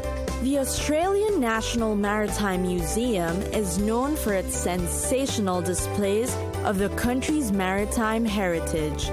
Exhibits on display range from full-size to scale ships, an authentic submarine, and other relics of shipping history. The iconic Queen Victoria building is Sydney's ultimate shopping hub. As the building itself is an architectural marvel that boasts of fine details, craftsmanship, and style, it gives tourists an elegant and high-end shopping experience. Worth the hike is Sydney's Blue Mountains, located in New South Wales. Its blue haze horizon offers a breathtaking view and the perfect escape from the busy city. It's a great way to appreciate the scenery, wildlife, and mountain surroundings. Australia's Bondi Beach is known as the most popular in the country. It's close to the suburbs and easily accessible, which allows tourists and locals alike a spontaneous visit. Its great sand and clean waters are what make the beach a popular hotspot.